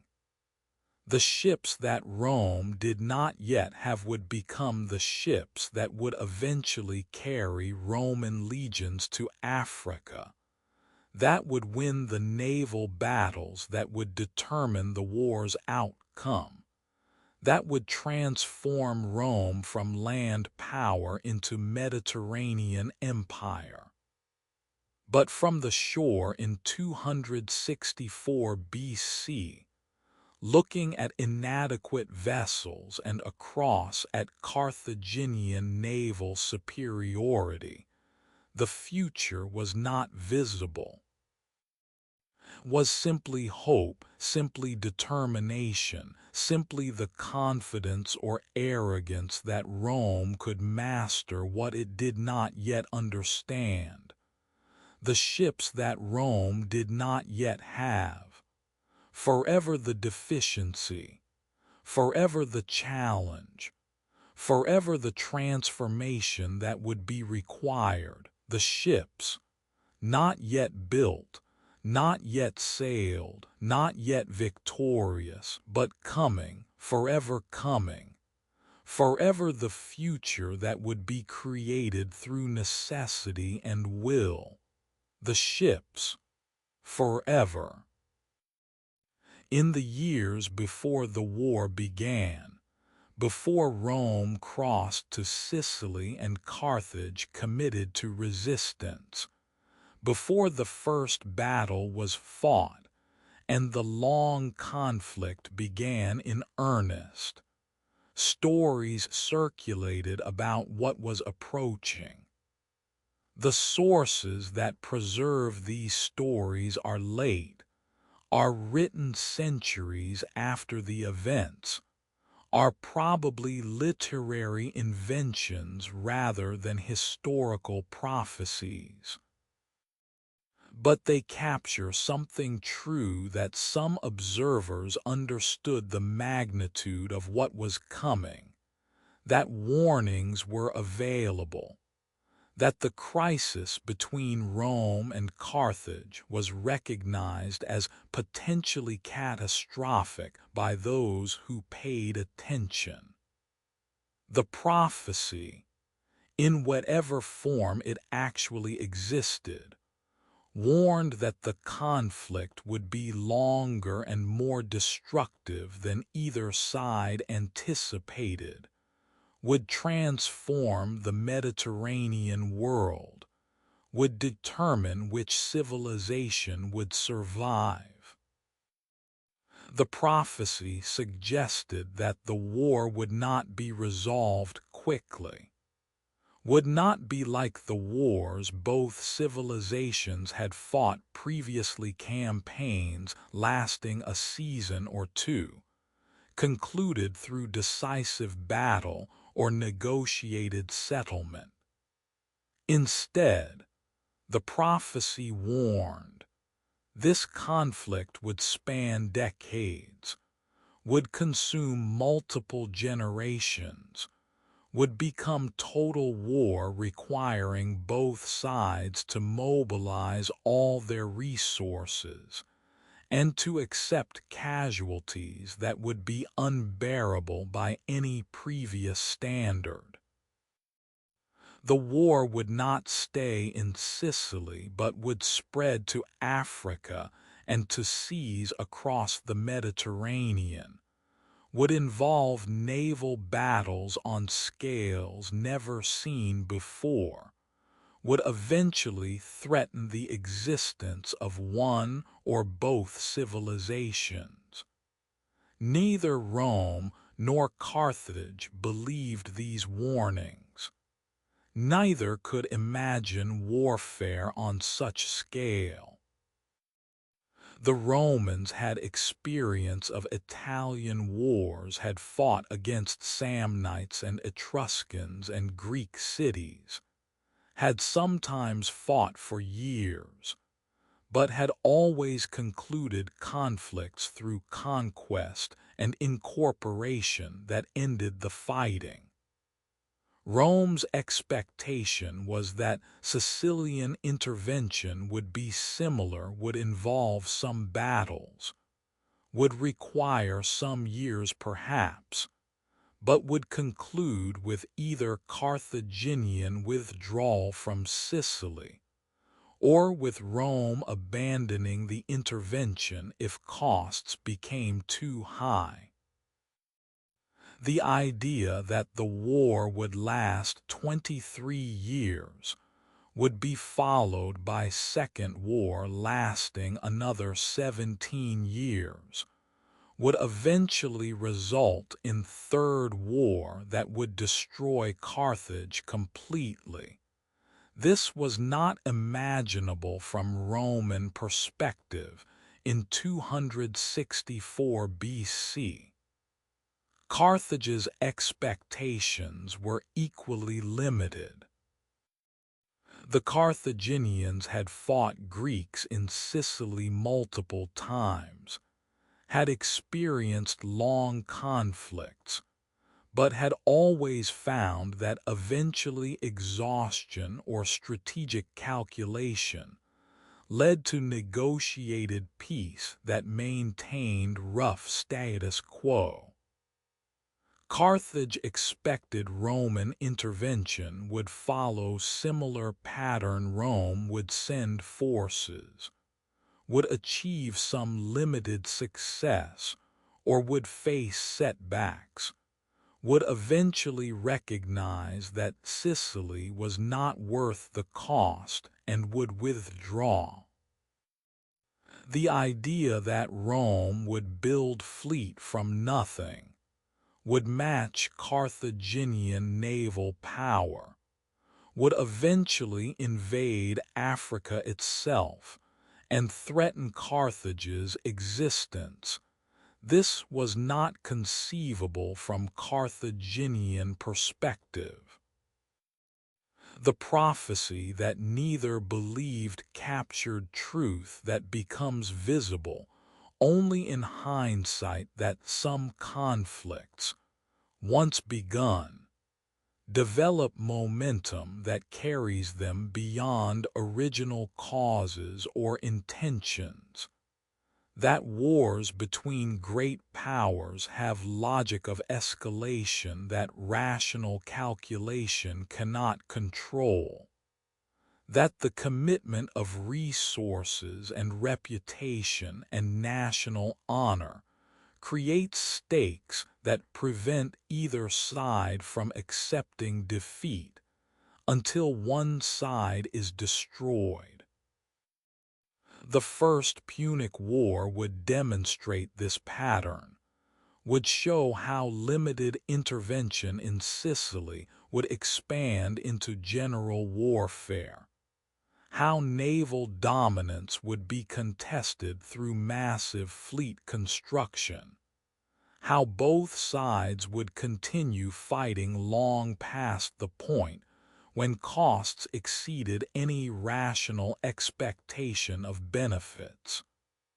We contemplate prophecy as unheeded wisdom, as voice that speaks truth before truth becomes visible, as warning dismissed because magnitude is incomprehensible.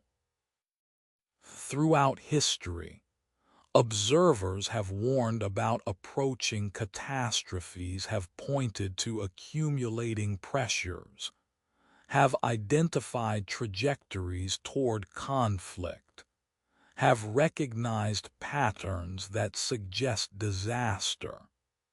And throughout history, those warnings have been ignored or dismissed or reinterpreted, have been rejected because the warned about outcomes seem too extreme, seem to require believing that people will behave irrationally, seem to assume catastrophes that prudent leadership will prevent. The prophecy about the Punic Wars was not unique, was example of pattern that occurs repeatedly, the warning that is available but is not believed, the wisdom that is offered but is not accepted, the voice that speaks truth that listeners cannot hear because truth is too disturbing, too contrary to expectations, too incompatible with the assumptions that guide decision-making. The Romans thought they understood what they were beginning, thought they were intervening to help allies and to secure strategic position, thought the matter would be resolved relatively quickly through some combination of military success and diplomatic settlement. The Carthaginians thought they understood what they were defending, thought they were protecting vital interests in Sicily, thought showing strength would deter Roman aggression, thought maintaining position was worth the limited warfare that resistance would require. Both sides were wrong. The conflict that began in 264 BC would not be limited warfare, would not be resolved quickly, would not leave both civilizations intact. The First Punic War would last 23 years, would involve dozens of major battles, would kill hundreds of thousands of soldiers and sailors, would nearly bankrupt both states, would end only when one side was exhausted beyond capacity to continue. And the war would not end the conflict, would instead be first act in trilogy, would be followed by Second Punic War that would bring Hannibal to Italy's gates, would be concluded by Third Punic War that would destroy Carthage completely and leave Rome as sole superpower of the Mediterranean. Did anyone truly understand this in 264 BC? Did any observer recognize that the crisis over Messana and the Mamertines was threshold to catastrophe, rather than being manageable limited conflict? Probably not. The prophecy, if it existed in any real form, was likely vague, was probably post facto invention by historians trying to create narrative sense of events that participants did not understand. But the truth the prophecy captured was real, that the war approaching was not ordinary war, was not conflict that prudence could prevent or that moderation could limit, was instead transformation that would reshape Mediterranean world according to logic of total conflict between powers that could not coexist. The prophecy that neither side believed, the warning that was ignored, the truth that was available but was not accepted, the voice that spoke of catastrophe before catastrophe was visible, forever unheeded, forever accurate, forever the testimony that humans stumble into disasters not through ignorance but through inability to believe warnings that challenge assumptions. The prophecy, dismissed, fulfilled, forever the wisdom that came too early, forever the truth that was recognized only after it was too late to avoid, the prophecy that neither side believed, forever true, forever ignored, forever. The Strait of Messina had been crossed countless times throughout Mediterranean history. Greek colonists had crossed it to settle Sicily. Phoenician merchants had crossed it carrying goods between Carthage and Italy. Pirates and traders, migrants and soldiers, peaceful ships and warships, all had navigated the narrow water between Italy and Sicily. All had traversed the Channel without transforming Mediterranean politics. All had crossed as routine transit rather than as historical threshold. The strait was geographical feature, was convenience for navigation, was the narrow point where two land masses nearly touched, and where crossing saved time compared to sailing around Sicily. But the crossing that was approaching in 264 BC would be different, would be qualitatively distinct from all previous crossings, would be the moment when Rome moved from Italian power to Mediterranean contender, when the sphere Rome dominated expanded from peninsula to include ambitions beyond, when the relationship with Carthage shifted from distant coexistence to direct competition. The crossing would not just be military operation, would be symbol, would be threshold, would be the line between the old world where Rome and Carthage had separate domains and the new world where their domains overlapped and competition was inevitable. We stand at the Italian shore where Roman forces assembled, feel the weight of the impending crossing, understand that this moment carries significance beyond tactical considerations. The strait is narrow, perhaps 3 kilometers at the closest point, easily visible from shore to shore, close enough to see details of the opposite coast, close enough to feel that Sicily is not distant but is immediate, is extension of Italy separated only by water that seems more like large river than like sea. The narrowness makes the crossing seem simple, makes Sicily seem accessible, makes intervention seem manageable.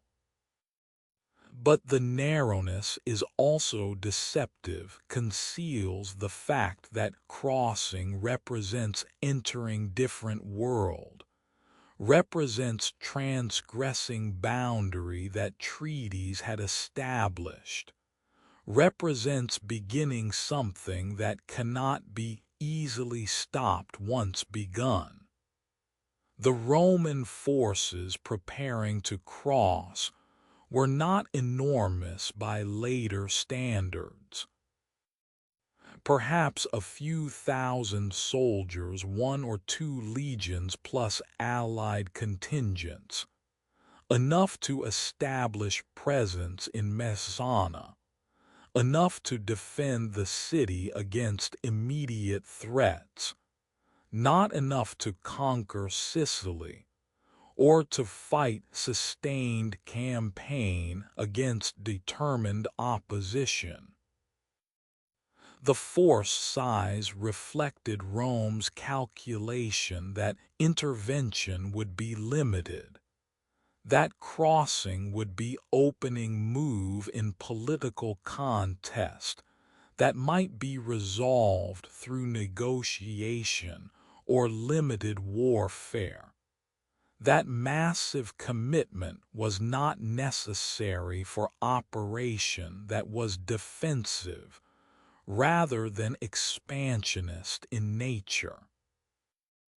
The ships that would carry them were assembled merchant vessels and small warships, inadequate for fleet battle, but sufficient for moving forces across narrow, strait under conditions where Carthaginian naval opposition was not expected to be immediate.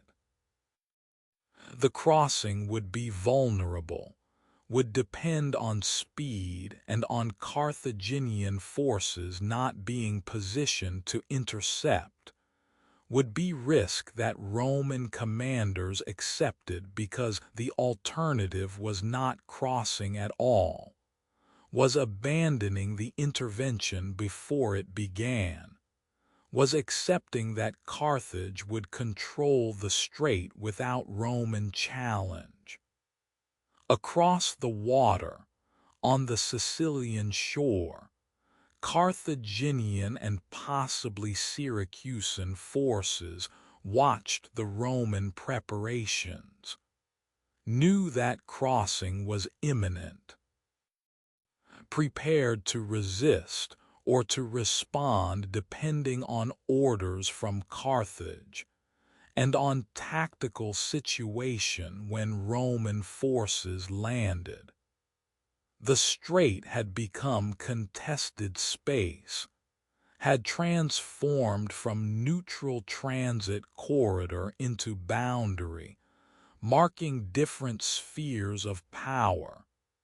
into line that Roman crossing would violate according to Carthaginian interpretation of treaties and interests.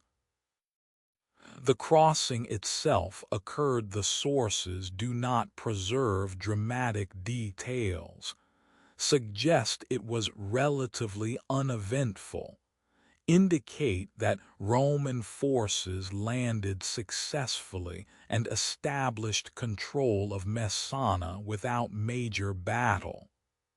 Hanno's Carthaginian forces withdrew or were expelled. Syracuse's opposition was neutralized. The Mamertines accepted Roman protection. The city that had been independent or contested became Roman-controlled. The crossing had succeeded tactically, had achieved immediate objectives, had established Roman presence in Sicily. But the crossing had also crossed threshold that could not be uncrossed, had initiated the conflict that would become First Punic War, had transformed relationship between Rome and Carthage from peaceful coexistence into military competition, had committed Rome to defending position in Sicily that would require ongoing military presence and resources, had signaled to Carthage that Rome would intervene beyond Italy when strategic interests demanded, that the treaties limiting Roman sphere were no longer binding, that competition between the powers was now inevitable. We contemplate thresholds in history, the moments when decisions become irreversible, the lines that once crossed transform everything that follows. Many such moments seem ordinary at the time, seem like tactical decisions or temporary measures or responses to immediate circumstances.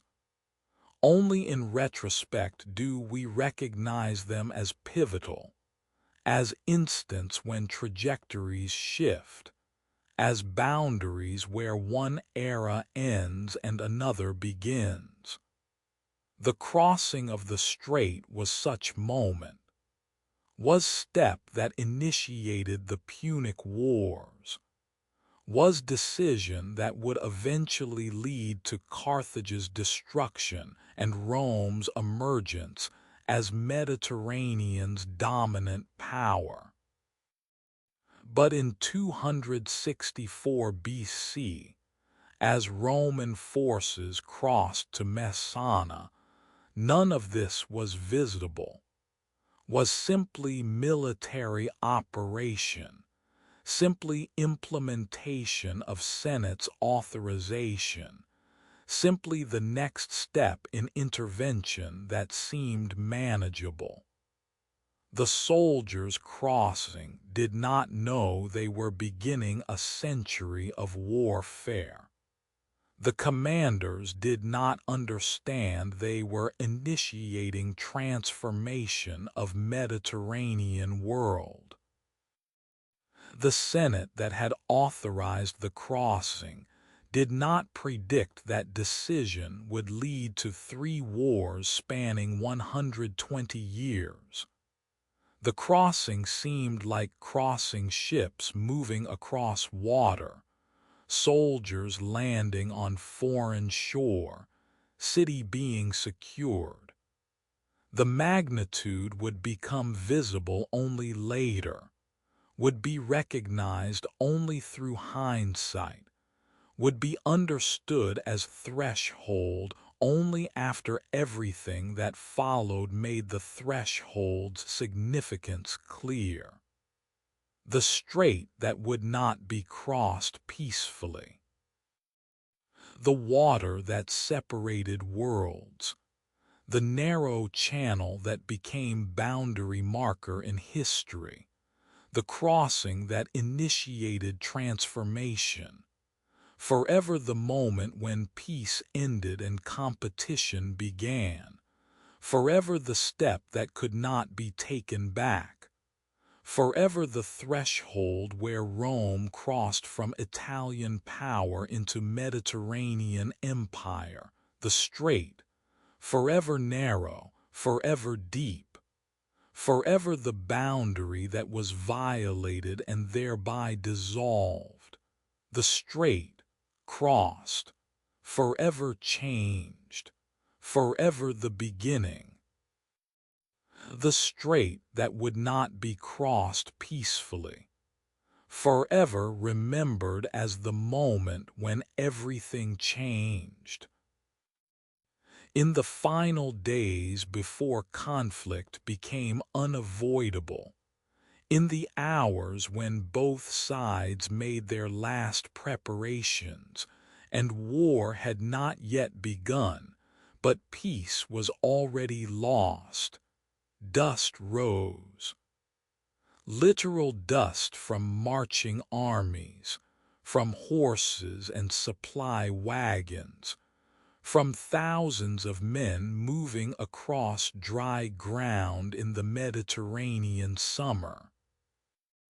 But also metaphorical dust, the obscuring of clarity, the confusion that settles over situations as they become complex.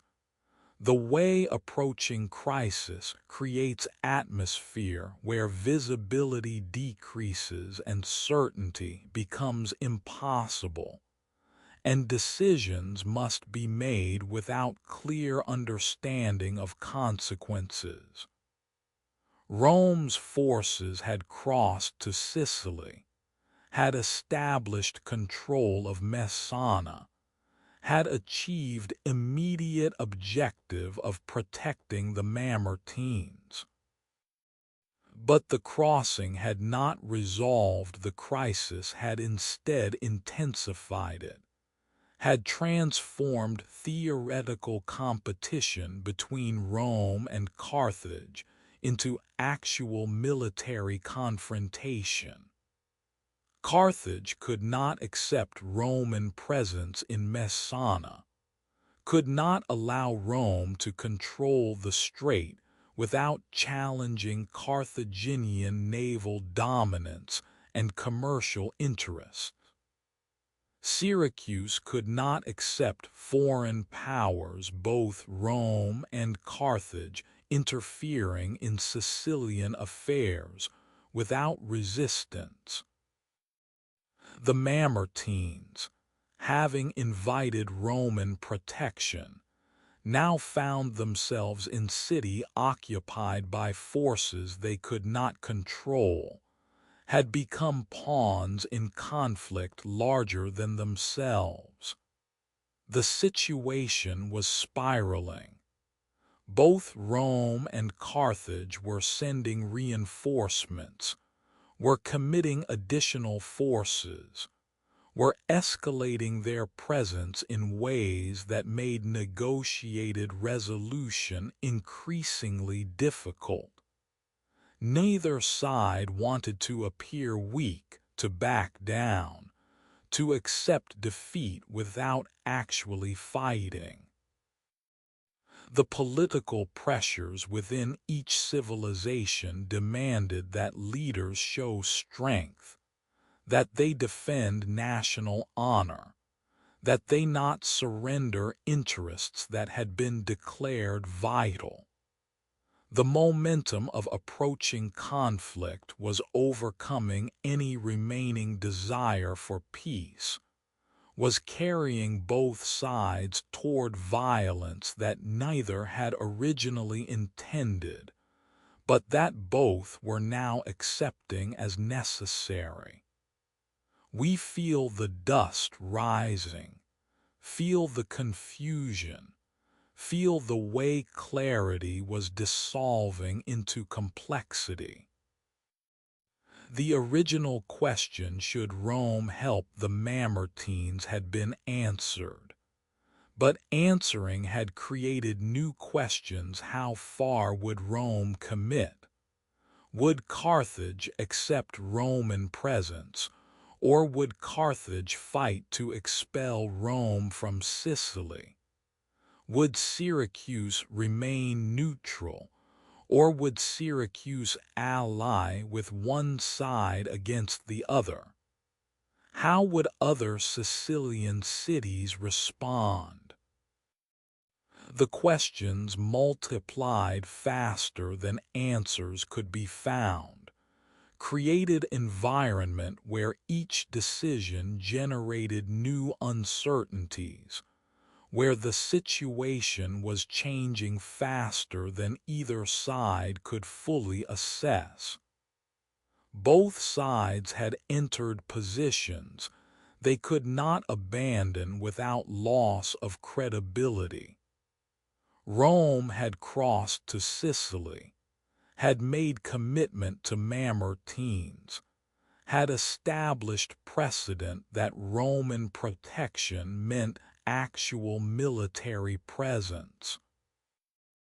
Withdrawing now would be seen as weakness, would undermine Rome's reputation, would suggest that Roman commitments could be challenged successfully. Carthage had opposed Roman crossing, had declared Roman presence unacceptable, had positioned forces to contest Roman control. Accepting Roman presence now would be seen as capitulation, would undermine Carthaginian authority, would suggest that Carthage would not defend its interests when challenged. The logic of escalation was operating. Each side's actions provoked response from the other. Each response created need for counter-response. The cycle was accelerating in ways that made backing down seem more costly than continuing to escalate. The political and strategic calculations had created situation where avoiding war seemed weaker than fighting, where negotiation seemed like surrender, where the costs of peace appeared greater than the costs of conflict. Both sides understood they were approaching war, but both believed they could fight limited war that would establish their position without requiring total commitment. Both thought they could win quickly and thereby avoid the prolonged conflict that neither wanted. The assumptions would prove wrong. The war would not be limited. The conflict would not be resolved quickly. The costs would far exceed any expectations. But in the final days before the first battle, in the hours when peace was ending and war was beginning, these future realities were not visible, were hidden by the dust rising from marching armies, by the confusion of competing interests and escalating tensions, by the human tendency to believe that wars can be controlled, that violence can be limited, that conflicts will end according to plans rather than according to their own logic. The dust that rose before the storm was the obscuring of the moment when peace became impossible to maintain, when the various forces pushing toward war overcame the desires for peace, when crossing the strait became beginning of crossing into catastrophe. The dust was not just physical phenomenon, but was the way that clarity dissolves in crisis, was the confusion that accompanies escalation, was the atmosphere where decisions are made without full understanding, where leaders commit to courses of action whose outcomes cannot be predicted. We sit in that dust, in that confusion, in that final moment before violence begins. Feel the weight of decisions being made. Feel the momentum carrying both sides toward conflict.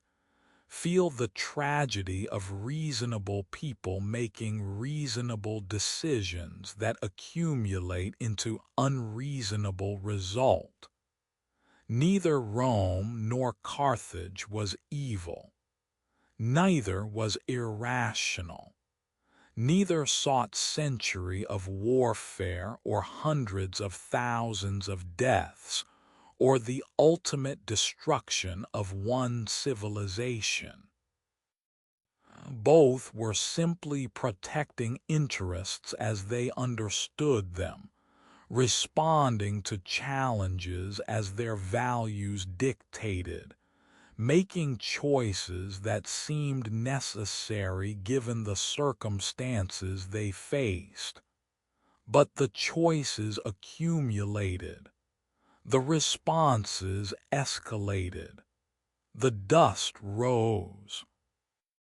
And in the final moment before everything changed, we recognize what the participants could not recognize, that they were creating the catastrophe they feared, that their attempts to prevent weakness or to defend interests or to maintain credibility were the very actions that made war inevitable, that the dust rising before the storm was not obscuring the path to peace, but was obscuring the recognition that peace was no longer possible, that the storm was not approaching but had already arrived.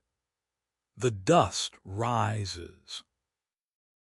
The armies prepare. The decisions are made. And in the silence that comes just before violence begins, we honor the peace that is ending, acknowledge the tragedy that is beginning, recognize that the First Punic War is about to commence not through malice or madness, but through the logic of power meeting power, through the momentum of escalation, through the human inability to back down once commitment is made.